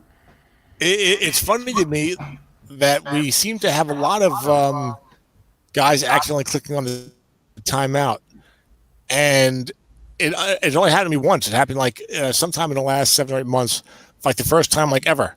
I use a different mouse system than you guys, but my mouse is as soon as I stop moving it automatically clicks. So I would have felt like I'm more susceptible to the timeout. How do you guys keep wasting all these timeouts? So, and it happened to you other times, Zeb, maybe not such a pivotal spot. In general, Tim, Zeb, do you guys occasionally accidentally click on the timeout? I was doing that a little bit the last couple of years, but I've actually corrected that and moved on to newer mistakes since then. There you go. That's the way to do it. So, but also, it's great to have this conversation, to have 3 guys on, good strike coaches talking about it. And this league is so competitive and so great. And watching this really good game, there really is a lot of good stuff that's going on here. You know what I'm saying? Just in terms of the hobby and stuff. So I was going to ask something else, and I can't remember what the hell it was. As we probably log off soon. Okay. So I just completed the most disappointing season online for me in history of my SOMIFA team, going only 8-8. To Tim's delight, as he revels in having the number 9 pick of the draft, thanks to the trade he made with me. Have you ever had a season that was really disappointing? And you're not sure what happened? I definitely have. The year I went 8-8, I made the first round pick of Victor Cruz. Had a really great offense. It was one of those points where I'd kind of lost track of some of the basics of the game. Was so interested in pass rush and pass blocking. I have 4 7s, 4 6 or 4 5, 0 7s on the line, and I've got 0 10s and 0 11s at defensive end. I kind of lost track of some of the basics and the way I kind of reevaluate. Still was 5th in the league in point differential and 8-8. I just kind of felt sort of like what happened to you. I thought about your season a few times this year, watching your team go and looking at it, and it's this is a really good team. And I kind of thought about my 8-8 team. I was like, sometimes you may play well over the course of a season, but within the individual win-loss of 1 week, you're not coming out ahead enough. Yeah, that was a SOMIFA season, Tim? Yeah, that was, I want to say it was about the 2010 SOMIFA season, roughly. I've actually got my my file up here, so I can. Yeah, 2011. You were 8-8 in 2011. That's probably the year. That's it. How about you? How about you, Zeb? Well, you make the playoffs every year, but now, Zeb, are you in any of the leagues at all? Well, I enjoy the stock team play much more than the draft leagues. I've been playing with Dennis in a league that we started with the 1963 season, I think, and we've actually dipped back and played the 50 seasons, and we've played every season that they have released up, and we're kicking off the 1991 season right now. Nice. And I've played so small a few times too.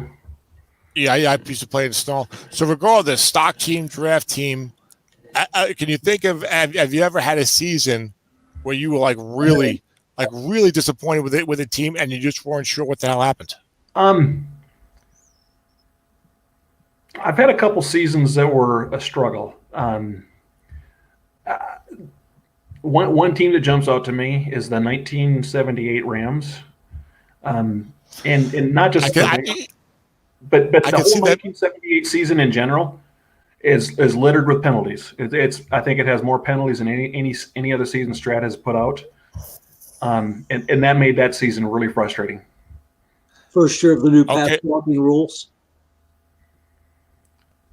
Well, he's talking about in the right, but I'm guessing the penalties may have gone up because the pass blocking rules changed in '78. Well, in the original game with the card, they changed in '82 actually, and I think that Tim is Zeb is talking about online. This is in the reworked games, right? Right, Zeb? Well, yeah. So they may have since we replayed that season. I think they may have actually gone back and toned down the penalty cards from 1978. I think that they were actually overdone because if you look at some of the teams there's like some teams that have like 24 plus hits under penalty card. Oh my God! Look at this. You take two teams like that playing against each other, and you can imagine what the games are like. Yeah, I've got it on my screen now. I brought up. Yeah, I can see that. That'd be frustrating. Tim, you said talking about reworking the pass blocking. You said not the penalties, right? No, I was just talking about the NFL pass blocking rules changed in '78. Oh, NFL. The offensive linemen could extend their hands on pass rush, and it had never been illegal before 1978. So my thought is it probably threw some chaos into refereeing, and for defensive linemen, hey, these guys they're probably grabbing guys' arms. They've never seen an offensive lineman stick their arms out. So I had a feeling it's just kind of a jumbled year because the newness of that kind of a rule. Yeah, that could be. That was a very frustrating season. And then there was another year. I think it was Snarl when I played the Pittsburgh Steelers, and this was like a I would say mid 2000s team, and they had a running back. I think it was Rashard Mendenhall, and his card was pretty much identical, right or wrong, except you got like a long gain at 2 and a long gain at 12 if he was guessed wrong. And because of that, there was just no way to get the other coaches to call pass, and it just felt like running him into a brick wall time and time again. +3, +1, 0 punt. Yeah, and so I didn't do as well with that team as their real life record was, but given that card and given the fact I'm playing other human coaches who were making the best strategic decision for their team instead of just randomly calling run or pass, I understand why that played out the way it did. I used that '78 Rams team with the original dicing cards, and they were underwhelming in the old card format. Back when I was a kid. And I'm looking at them now, and they are a little underwhelming in offense, particularly. Yeah. Lawrence McCutcheon was injured that year in the NFL, and they don't really have a running back card 3 yards really that great. Yeah, Cullen Bryant's got some short gains on wrong, and then the receivers are never that great on those teams. Yeah, and Hayden's card doesn't look that great. The defense looks real strong though. Although they don't cause any fumbles, but I could see where they could struggle. I think Frank Corral was pretty shaky even for that era. I'm trying to remember who won the league that year. What do you remember? Did you make the playoffs with the team, or you don't remember? I don't remember off the top of my head. If I did, it was a first round exit. Yeah, well, this to me, this is the first time ever like I've been playing online, and I used to play in like maybe not as bad as Dennis. I used to play in like 7, 8, 9 leagues, and I was in Snarl, and this is the first time online that I can ever remember going into a season being like, oh, this is a real good team. Like this good, this team is like a legitimate Super Bowl contender. This team is certainly like an automatic playoff team, and they're not making the playoffs. And it really hurt. Go ahead, what are you gonna say? Well, so are you? Well, there's two ways of looking at that, I guess, Tom. One is that you did a poor job coaching, and the other one is just that maybe you misevaluated your talent at the beginning of the season. Yeah, and you're forgetting the third thing, that is, Zeb. It could be both. Yeah, you're right.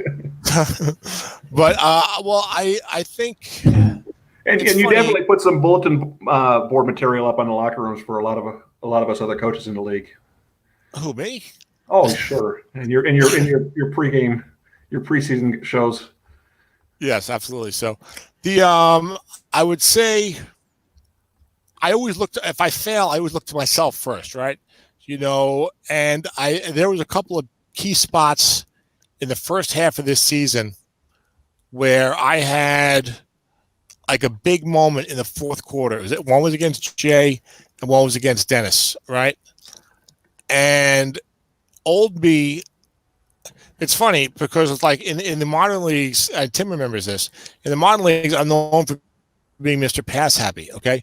But I used to be Mr. like conservative, run the, and TFL certainly, right, Tim? Right. Oh, maybe he left. Okay, but I used to be old fashioned that way and conventional, until I got to this into the spreadsheets. Okay, and I said, like, oh, these passing numbers look pretty good. Let me try it out, and for the most part, it has worked. But there's a lot of negatives that come with that, and I'm going to have to just get away from that because it just doesn't work as well as having the balanced approach, which everyone else who is more successful does. So there was like a couple of big spots where I went aggressive. I was beating Dennis like 2013, like 9. I was at like his 18-yard line or something, and my kicker was only like 2-9 for the 13 to 22. And I was like, I could just run. I should just run the ball 3 times, kick the field goal, and and I'm up by 10 with like 7.5 minutes left. But I was like, you get into certain things for a period of time, and for like 18 months, it's like I just keep missing like way more 2-9 field goals than I feel like I should. It's like I hit like every 2 to 10 and was like missing more 2-9 than I feel like you should. And I had no confidence I was going to hit the 2-9. It was against Dennis, and I was like, you know what? I could just see me running 3 times and 2-9 field goal, and Dennis comes down and tie the game, and then I have to lose late. So and Dennis had me guessing more run. So I was like, you know what? I think he's getting us run. I've been running the ball a lot this quarter. I think I'm going to get him wrong. Let me throw a short pass. He called run. I threw a short pass, picked off on the defense, return for a touchdown. Okay. So I was like, God damn it. If I was just conservative and ran the ball 3 times, maybe I would have won that game. Okay. He went on to win because I threw another pick 6 on a correct double team a couple minutes later. Of course, the game was tied then. Then against Jay, I was up by less than a touchdown, I want to say. And it was the fourth quarter, maybe near the end of the game. Maybe there was only, this one doesn't show all the highlights. Okay. But let's see. I was probably up 24-17, and it was between, I would say, it was probably like 5.5, 6.5 minutes left. Jay had the ball probably like around his own 40-yard line, and his offense wasn't really great this year. It was like 3rd and 8 or 9, and if I was going to, and my numbers with a all-out free safety blitz, my numbers for a sack were good, and playing straight up. Without all the blitzing, I really didn't like my chances of preventing the dump off or preventing a completion or whatever. And I said, you know what? Go big or go home. Conservative. Let me be more like Dennis. Let me be more aggressive, just like I did against him. I did all that free safety blitz. I did not get a sack, either like a sniper score. I think it threw a bomb and hit like a long game for like 45 yards, and then got like the game tying touchdown like a play or two later, and then went on to win the game. And it's like, traditionally, I would have played it more straight up in both of those situations, and I lost both of those games. And it's like I could have won both of those games. I could have won one of those games, certainly, and it was really, really, really rough. And ended up being like I'd have made at least a mini playoffs, which still would have been disappointing with this team to do that. So I think I did coach poorly. I think there were like those two spots particularly. Other spots where I probably threw the ball too much, as I tend to do. I feel like this team was always just your numbers, Tom. Yes, and I do notice. One thing that really jumps out to me is only about 4 line bucks a game for Christian McCaffrey. 75 line bucks total for the whole season. Okay. You like more line buck, I say. Well, part of what happened was like, but see, I've had other teams that have thrown the ball to a similar amount. I did like a whole look at all my throwing versus running. I should have run more, but part of what was frustrating for me with McCaffrey. Well, I was going to say one of the point first was this team seemed like damned if I did and damned if I didn't this year. Where like, if I was aggressive, I failed by being too aggressive. If I was conservative, I failed by being too conservative.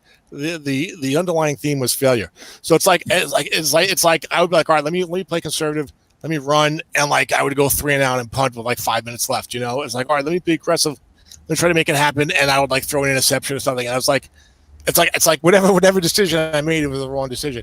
And McCaffrey, I may have. It's hard to say I overevaluated the team because I feel like defensively, I would have understood if I failed because my defense was having a hard time. Didn't have a lot of pass rush. Had 4s at outside linebacker. Was 5'4", 5'5" in the secondary. So if I would have failed because of my defense, I'd be like, okay, I could kind of see that. But they actually played kind of okay. I wasn't really losing most of these games because of my defense, and they were kind of playing pretty well and coming through. I just never had an offense that I thought had this kind of ability, and like I couldn't put up an easy 400 points or whatever in the SOMIFA rule set. If you would have told me I was not going to score 400 points, I said, come on, let's go 400 points, or at least 24 points a game. I was like middle league. I scored barely 21 points a game with this stupid team. And so I think there was some bad coaching going on. I don't think I misevaluated the offense. I don't know what was going on there. Maybe I miscoached them. But also McCaffrey was really like a goal for me, Zeb. I got to tell you, because he had 2 good games. He had one huge game near the end of the year, and like one pretty good game like in the middle of the year. And otherwise, he was just like, he averaged 5.3 yards a carry. I threw the ball so much more than I ran it. Whenever I throw the ball like that much more than I run it, if I have a good running guard, that guy always gets like 5.7 to like 6.4 per carry for me because he's running wrong all the time. And this guy got 5.3, and there was so many times where I would get like 3rd and 3, 3rd and 4. I run it McCaffrey, guess wrong, nobody in the zone, I wouldn't get a first down.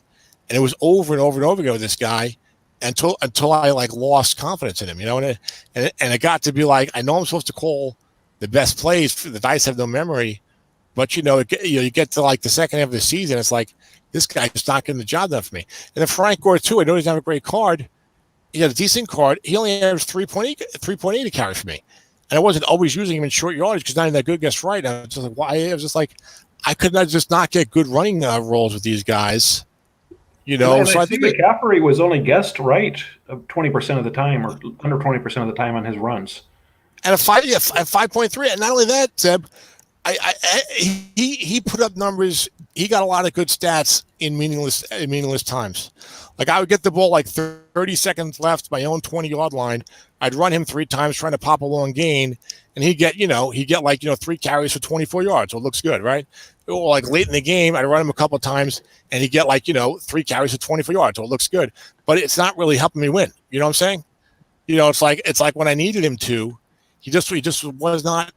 I mean, I don't know. I mean, did I overestimate his card? I mean, I thought his card was pretty solid. What do you guys think of McCaffrey's card? I'm pulling it up right now. I mean, the points of the game where McCaffrey's card's going to work better than other points. I watched probably 4 or 5 of your games this year. He seemed to play fairly well in the games I watched. I didn't think Gore played very well. Like you say, it seemed like Gore just didn't roll very well. Yeah, McCaffrey was actually pretty good in short yardage for me. and maybe that could have suppressed his average a little. I don't know, because he has a really nice guess right card, but I don't know. I just felt like I was just constantly hitting these like +2s and +3s. It's like I would run him second 8. It's like +2 or +3 like every time. It's like, or first and 10 I get wrong, I'll get maybe +5 or +6. I felt like I was almost never getting a short gain from him. I know he didn't have a lot of them there, and like the big runs, like he had like one big run until like week 15 or something, and then he had like a huge game against somebody. He had like 15 carries, 180 yards or something against somebody. I was getting like throwing big runs left and right, and it was a big game and I needed it, but he frustrated me. So, I mean, Coach, I was going to blame myself because I don't think I lost on bad luck, really, except that the running game couldn't get going. So I got to blame the coaching. I blame the coaching first. I don't know. What do you think of this card? Did I overestimate this card?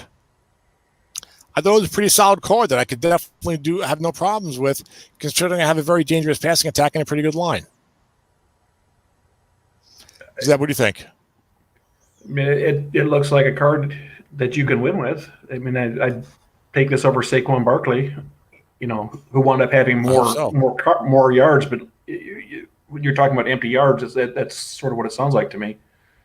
But if you look at the Kerryon Johnson and the Gus Edwards guys, you're getting a more consistent reward guessed wrong, and you're probably forcing more guessed wrong or getting more guessed wrong passes for luck. When I was telling you about the 8-8 season, one of the things kind of going back and kind of doing an after action report and trying to figure out why I didn't do better. One of the things I noticed, Tony Romo was guessed right 89% of the time for the whole season. You've got to have a better running attack than only getting 11% of your passes guessed wrong. And I'm not sure exactly what yours was, but I realized my opponents were not afraid of my running game at all. So. Yeah, I had 84% guessed correctly. Of course, going 8-8, I was losing. There was a number of games where I was losing in the fourth quarter and throwing on the fourth quarter. But I'm known for throwing the ball way too much anyway in the minor league, so that's obviously something I think I should work on. The guys who don't do that are more successful. But I looked at some numbers like in some of my other teams, and like I threw the ball with Peyton Manning that much. One of my SSFA teams, they didn't have a problem. They were like 11-5. They were 11-5, and I think we had the Super Bowl. But also, I have a tendency, Zeb, to underachieve offensively in the postseason. And of course, you're playing against much better defense and you're playing against the best coaches. But me passing too much could be a part of that. So despite what the spreadsheets say on an average basis, look, when you're passing, you need to have great pass blocking. You're going to run into an occasional sack. You're going to run into interceptions, and if you're throwing just wrong, you're not going to you can't get sacked. It's impossible. And the interception chance goes way down on the quarterback's card. So, those are things I'm not taking advantage of when I'm not getting enough balance. I do think that if McCaffrey had more carries, he only had 22 unfatigued carries per game. I think if he had been more of a 27 carry guy, I probably would have pounded it a little more with him. But I have some concerns. I got my SSFA season coming up, and my QB HB combo is Derek Carr, Christian McCaffrey. I got Zach Zenner as the backup, and I wish I had a little more carries. I may have just squeezed Deion Lewis in there. They've got a really good defense, so I got all 6 secondary in that team. But I don't know. So I don't know. I think part of it was coaching. Part of it was McCaffrey just getting a lot of empty yards and not coming through for me in spots we felt like he should. And I don't know. Part of it is maybe just this is going to happen every now and then. I mean, Dennis had a year a few years ago where he had a typical Dennis Crowley type of team, and all right, here we go. He's going to make the playoffs and do great things, and he went 4-12. That was just 3 years ago in the SOMIFA, and I remember talking with him during that season. He's like, "What am I doing wrong? What's going on? This is the same stuff I'm always doing." He had corner fours in that team, but otherwise, it was a pretty good team. And look, in between, you won the Super Bowl and went 13-3. So I'm hoping. I'll say this. I could definitely coach better. I should definitely focus on the run more. And I would like to start getting more pass rush on my teams. I'm working on that. But hopefully hopefully it was primarily just an outlier. You know what I'm saying? But it was extremely disappointing. It was the most disappointing season I've ever had online. 19 teams out of 24 were 6-10 or better. So there really weren't very many easy matchups in SOMIFA this year. No, there weren't, but I felt like, I mean, I did the same prep analysis I do for all my teams in all my leagues. I definitely threw the ball too much. I definitely didn't coach the ball as I should have. But you had 17 teams, 7 or 9 or better. I don't know. It was very disappointing to them. I shot. Personally, I'm kind of upset with you that you did not beat Dennis in that game. that would have knocked Dennis out of the mini playoffs, correct? That's right. Then you could beat me 37-13 in the play. Then I would be in this game, and you could win 37-13 by pounding me like you always do. And I have Dennis's 3rd round pick this year, so that you really there's really a lot on the line in this game with Dennis. I need to beat him so I can get a higher draft pick. That's at the 2 slots in the 3rd round. Yeah, you'll have your choice of. That's probably early for you to take a kicker. Let's see. I don't know what do you need, Zeb. You'll have your choice of whatever offensive lineman you like. So talking about that game and how you kind of what I'm hearing from you is that you kind of let Dennis get in the fact of the other coach, knowing who you're coaching, and kind of get in your head and affect your decision making a little bit. Is that fair to say? Well, I don't like that game against Dennis, where maybe if you were playing against Wayne, you may have just gone conservative. Well, I don't like the phrase getting in your head, because to me that implies that you're cowering in some way, or that you're like nervous in some way. There's like a negative connotation to that. But I certainly will say that playing, I will absolutely coach differently against different coaches. Absolutely. Why wouldn't I do that? That's a better way of putting what I was getting at. Yeah, so I know that Dennis is a great coach. I know that Dennis comes through in the clutch. I know that Russell Wilson does for him everything that he does to the NFL Seahawks and more. So I know that with Dennis's capability, if I play conservatively here, I might be making it too easy for him to come back and beat me. Also, it's like it's the same thing that killed me, how I lost that playoff game in SOMIFA to John Madden many years ago, when I threw the ball with like 37 seconds left and the lead in like my own 8-yard line. I also was like, boy, if I get this complete, and it's all it is a short pass, it's not a bomb. If I get this complete, I win the game. It's like there's so many times where it's like there's one play when you guys know that when you get in the 4th quarter and like 3, 4, 5 minutes left, or if you get a 1-score lead, 8.5 minutes left, and like boy, if I just get this one, I'm at the 33-yard line. My kicker's 2 to 10 from the 22 to 32, or whatever. I'm further back. I'm at the 37-yard line. My kicker's 22 to 32. Like, boy, 8.5 minutes left. I'm up 7. I got a pretty good defense. His offense is not great. Boy, if I just get this one first down, I win the game. So however you get the first down, whether you run the ball, flat pass, whatever. It's like in that spot, it's like I just really felt like Dennis was going to call a run, which he did, and he might flood flats because I was throwing a lot of flats, and I was just like, boy, short pass wrong to Julio Jones here. I think I threw to Julio. I'm not sure who I threw to, but I was like, boy, if I just complete this, I'm going to win this game. And instead, it was a return for a touchdown. The book, the traditional book, which I do believe in to a large degree, says, hey, run the ball 3 times. It's still an 83% field goal or whatever the hell it is. You should make it, right? And you're going to go up 2 scores, and there's going to be 7.5 minutes left, and he's got to score twice. He's got to stop you again, and you do have a good run the ball, flat pass attack in theory. So that's what I should have done. That would have been the conventional thing. And I took a chance, and I failed miserably. Well, that would have been conventional, but you have to look at the thought process there too, not just the result. And I think that your thinking was sound, because it sounds like you got the call and coverage that you were looking for, and your quarterback just made a bad pass. In that one particular case.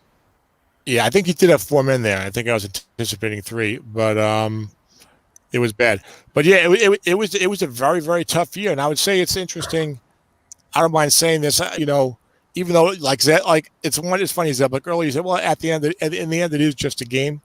But we spend so much time in this. Like, we've just been sitting here for an hour talking about it. We spend so much time in this game, and we 3 have been in this league probably at least 15 years each on average. And there's all the drafting and the multi-years going on. Tim riding Tony Romo all those years, then he goes away. Now I got to rebuild. Zeb being feisty with all of his older Donovan McNabbs and Cam Newton platoons, trying to get going. And and then me, calling all these shows and doing all these shows and running my mouth for 5, 6, 7 years.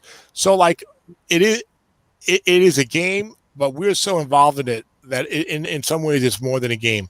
Like we care about it more than you would, just a game of careers on the more than your fantasy football team. Dining room table. Yeah, I can care less about fantasy football teams. Yeah, so for me, it was very hurtful. It was very hurtful to be like, wow, like my model, Zeb, has always been, well, I want to have a pretty good team every year. I'm not going to make too many moves for the year. I'm always going to draft long term and just have a team that kind of rolls out of bed and makes the playoffs. And every team that I've had that is supposed to roll out of bed and make the playoffs, I've made the playoffs until this one. And let's not forget, it's Andrew Luck's last card. It's Andrew Luck's last card. It was not a bad card. It's a good team. Sam Darnold's card is not going to be that good next year. We don't know how good Sam Darnold's going to be in the long run. And I'm doing other things in my life that may end up even taking me away from Stratton in some way, or certainly taking me away from doing it anywhere near as intensely and competitively as I have been. So in some ways, it could have been a bit of a last hurrah for me and this team. And they went out not with a bang, but with a whimper. With a thud. Yes. The thud is better. They fell off the end of the table like a crusty piece of bread. I don't know. A bowling ball. I do feel your pain on. Thank you, President Clinton. Andrew Luck's last season. That makes that a little more. If you had Patrick Mahomes or some other quarterback and you were looking forward to next season with this shiny new toy you picked up, I think your state of mind would be a little bit different too. Well, yeah, and that's an Andrew Luck who, let's face it, ultimately had a disappointing career as a Strat owner because he was injured half the time, and then retired when he was 29 years old.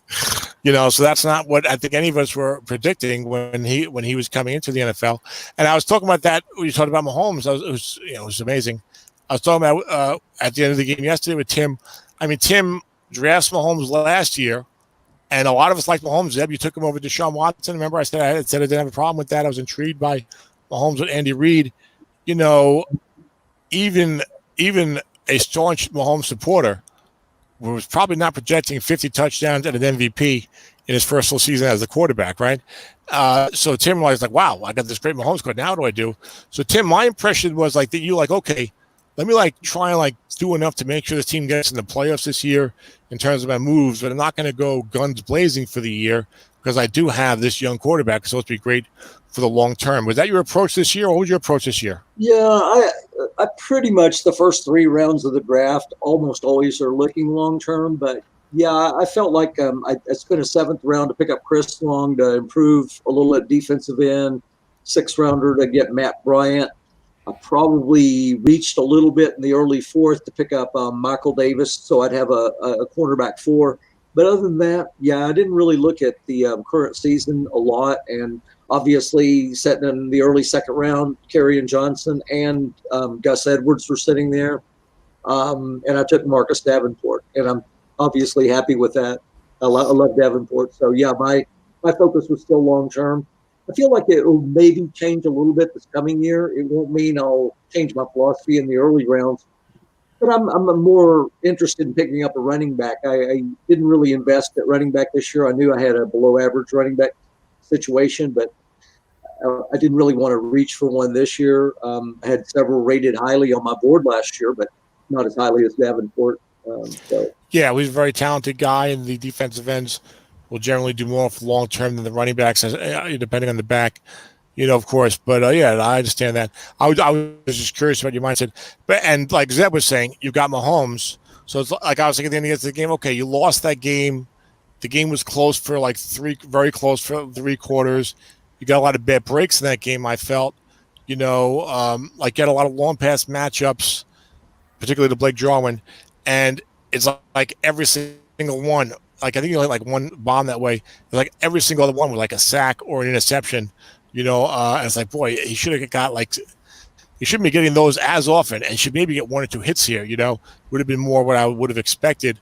But you have Mahomes, you have the great quarterback that is the envy of the league, and you're going forward with him, so it's a little easier to take something like that than, for example, my miserable failure of missing the playoffs completely. And I did, let's just. I'll agree with you. I had a real good chance at more long games. I hit one, but I had some good shots to Ridley and Jarwin. But let's give Zeb credit. You know, he knew that too.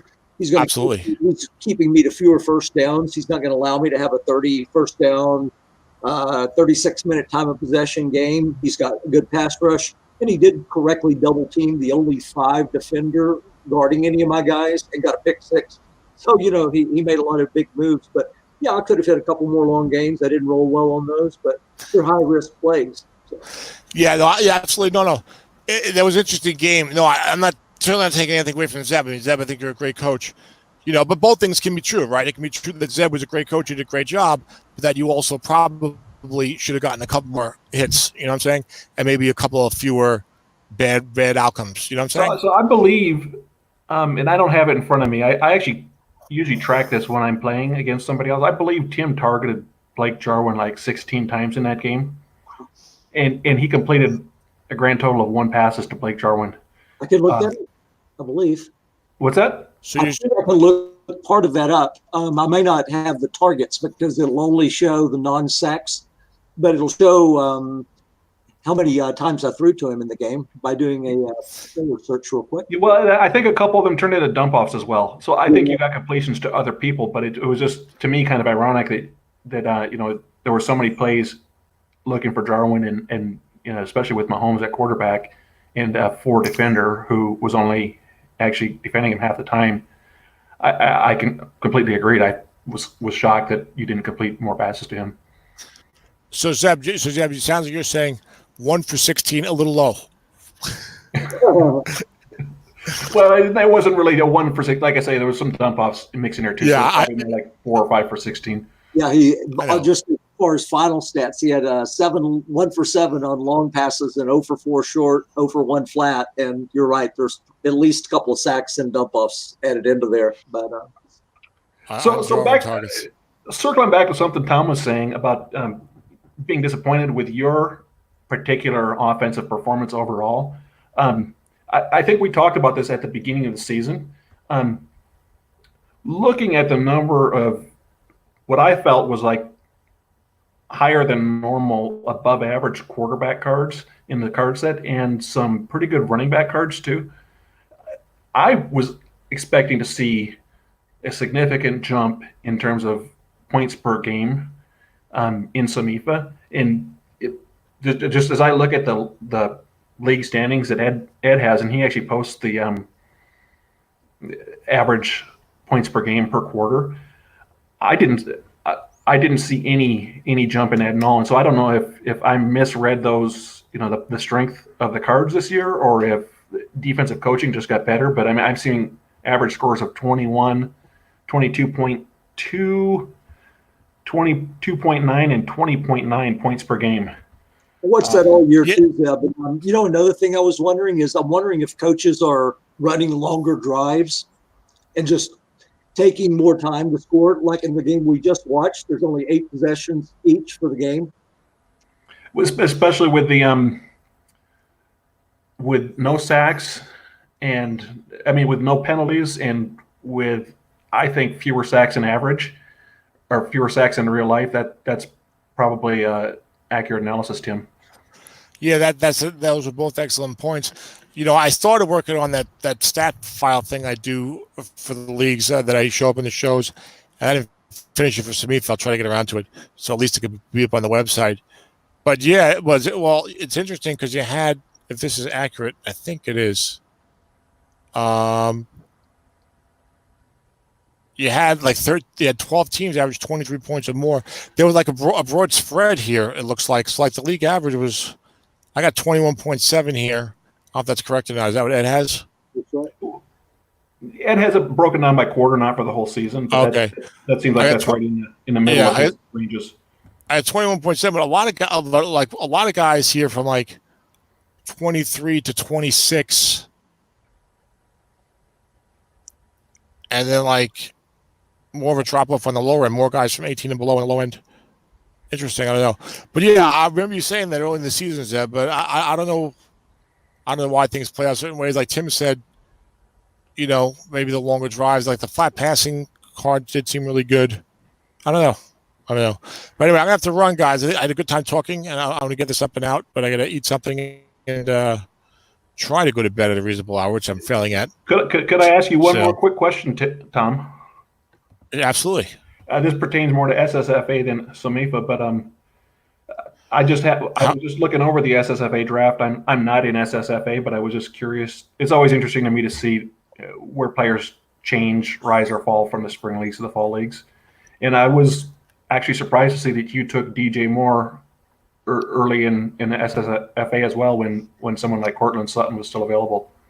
Yeah, well, this is what happened, Zeb, was two things. Number one, I am not right now, and I don't know if, and this is probably going to continue.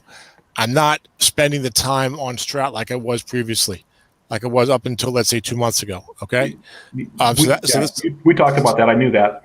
Yeah. So you're going to get a much more casual Tom Cook, including a guy who's going to have to be comfortable with mistakes and with drafting players without as much information as I've had in the past. I'm happy to hear that. Number two, which is more germane to the SSFA draft this year, was I was in a period of time where I was having trouble sleeping a lot for about a month, and I kept staying up all night and then like sleeping a few hours in the morning. So there was a young, as you may know, there are home attendants who come take care of me because of my disability. There was a young lady who was reliable normally, who was supposed to come work that morning, and she was supposed to wake me up at 9 a.m. And when she woke me up at 9 a.m., I was going to spend 2 hours doing my rankings on each position tab. I already had all the PFF grades for the guys. I already had all the knowledge in my head from the guys. I already had done like the quarterbacks and the halfbacks. In 2 hours, I can easily rank because all the players are already into the tabs. I just had to put them in order. Right. And I easily would have done that. I've done it before, the morning of, occasionally, not usually, but occasionally. It's not a problem for me. Okay. Unfortunately, something happened and she didn't come in. Oh no! So I slept straight through. Oh no! Until the phone rang at 11:15 Eastern. Okay, and it was Dennis Crowley.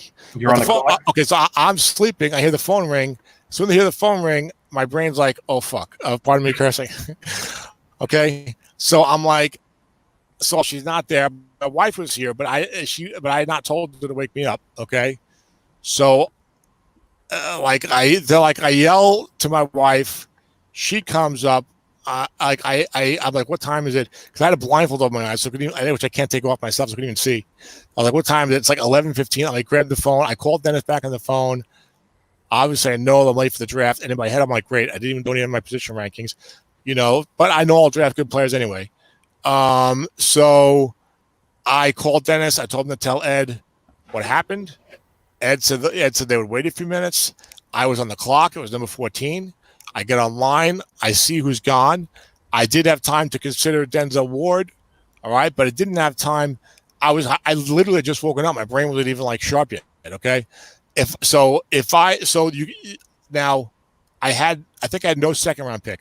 By the third round, I had done enough of ranking for everyone that I was comfortable for the third round on. Okay, because I was doing as the draft was going then. Okay, but my 3 first round picks, I would say those are not the players I would have taken if I had been woken up at 9 o'clock. But what I said was, all right, just make sure I get good players. Let me make sure I protect the assets. Let me not worry too much about the value because I'm waking up right now. My brain's not 100%. I don't want to wait. I don't want to waste these picks. Let me get players that I know are good or that fit with my team, even though I haven't had the time to look at who the best value is. And so I would say that you like DJ Moore a lot in the fall draft, so that was also in your head. Well, I do like DJ Moore. That team did need a long-term receiver, but okay. Once the draft had gone on more, and then after the draft I had time to think about it, I would have said, okay, I never in a million years would have drafting 14, 20, and 21. I never in a million years would have drafted a wide receiver unless he was someone like Julio Jones. Never would have drafted a wide receiver number 14 in that draft when that draft class had DJ Moore, Cortland Sutton, DJ Chark, and Calvin Ridley. Maybe there's a different fourth guy, I forget. But there was 4 like good receivers there. Okay, right. There's no way I'm taking one at 14. Okay, I would have taken, and also that team could have used a future corner. So I would have taken Denzel Ward at number 14. And Mick said that he would have then taken DJ Moore 15. He took Mark Andrews instead. Mark Andrews might have slid to 20. I would have taken Mark Andrews. I could have used a young tight end also in that team. And I'm not sure who would have taken him for the third guy. I ended up with DJ Moore, Frank Ragnow, and Vita Vea. And I will say that I think they're all very good players. So I'm comfortable that I didn't take bad players in those selections. And I'm okay. And I'm okay with those guys. But I would say you can't really go by. Yeah, but I would say you can't really go by those three players and say, well, Tom made these picks from his normal frame of mind. You know what I'm saying? Yeah, no, I didn't know that. Yeah, the backstory there. Yeah. Thank you for sharing that. Yeah, but if I had, everyone at the draft knew it. So if I had been awake enough, or I'd been woken up at 9:00, I believe, I can't guarantee this, I believe I would have taken Denzel Ward at number 14. Then if Mark Andrews slipped to 20, I would have taken him. I would have taken Cortland Sutton at 20 or 21. All right, I would have taken Denzel Ward at 14, Cortland Sutton at 20, and then Mark Andrews at 21 if he fell. If he didn't fall, then I probably would have gone for Ragnow or Vea, maybe someone else. I'm not certain. But I would have taken. I would have been happy with Ward and Sutton. I actually had something kind of similar happen to me a couple of years ago, where I play basketball sometimes, and I tried to sneak in a morning run on draft day, and I got home I knew I was pushing it, but I got home a little bit late. Flipped on Slack, and just in time to see that my pick was up next. So I didn't, but I had done some prep the night before, so I had a list ready, but I still was, I missed, seeing those first 15 picks come off, and it worked out well because for me, I just went at my list and just crossed the names off. I used, I think, 2 of my 3 extra minutes right then to get organized, and I believe that was the year that I took Derrick Henry, so it worked out fine. I'm not complaining. Absolutely, yeah. But I felt like I was caught with my pants down. I know what you mean. Well, I had Dennis slack me the picks before, so I actually felt like I understood who was gone and who was available. Denzel Ward did cross my mind that I didn't know that he was available. And I was like, you know what? I didn't Google him. I didn't see. I know he's had some soft tissue injuries at times. I think he missed a couple of games this year. I'm not certain. Earlier in the year, not a big concern. I know how much I like DJ Moore. I was like 100% sold on him. But again, if I had woken up at 9:00 and I had done my rankings and I had seen the receivers up there, no chance of taking a receiver there at 14. I would be very happy to take Cortland Sutton at number 20 or 21. So there you have it. But I'm okay with it. I'm okay. That team is very talented, and these things will happen. Look, if I'm going to play Strat more casually, part of it, I'm good that way. Like if I decide something, then I shift into that mode. So if I'm deciding, look, the only way I'm working on a couple of things. I think I told you about Zeb. I can't speak publicly about one of them, but if I end up going back to work full time, I don't know if I can play Strat at all. Because I'm a quadriplegic and my disability is pretty severe, and the amount of time that it takes me to get bathed and to use the restroom and to get dressed and to get into a wheelchair. I mean, it takes me 3 hours to go from waking up to being in the wheelchair, maybe ready to go somewhere. I can't just roll out of bed and hop in the shower for 10 minutes. So I don't know. And I'm almost 50 years old now. So I don't know if my body can even do a job, much less do a job and then come home and have any kind of energy to play a game. You know what I'm saying? So I don't know what's going to happen yet with that. I'm not sure I'm going to pursue that. I'm not sure that my body will hold up to it. But I have an interview next Thursday, which is the final step in this particular field. I took 2 exams and I passed them, and I've got an interview next Thursday. It's a federal government job, so we'll see what happens. But I'm certainly gonna do everything in my power to hold on to SOMIFA and SSFA. I'm not interested in leaving either of those leagues. But if I'm going to do it, I probably have to do it way more casually, including probably having horrible drafts. And I'm okay with that because if my option is to do that or to not play at all, I think I'd rather do that. You know what I'm saying? Well, and I also feel like Dennis, even if that happens, based on the past couple of seasons, Dennis probably is far enough in your debt that he owes you some. He can do some draft prep for you and send it over to you as payback for you helping him out the last couple of years. Yeah, well, unfortunately, I think I prefer some valuable draft prep if I can get it, Zeb. It'd be what I would want to receive. Nick Kwiatkowski. That's my draft prep. That's my draft prep. You got a good coverage grade this year. He's going to happen sooner or later. He might be starting eventually. Trevathan's getting older. See what happens. I'll tell you what. God forbid if Nick Kwiatkowski gets a 6 sometime the next year or two. Oh, that'd be great. Wouldn't that be great? That'd be great just for the S and giggles, as they say. So that's a Kwiatkowski fiasco.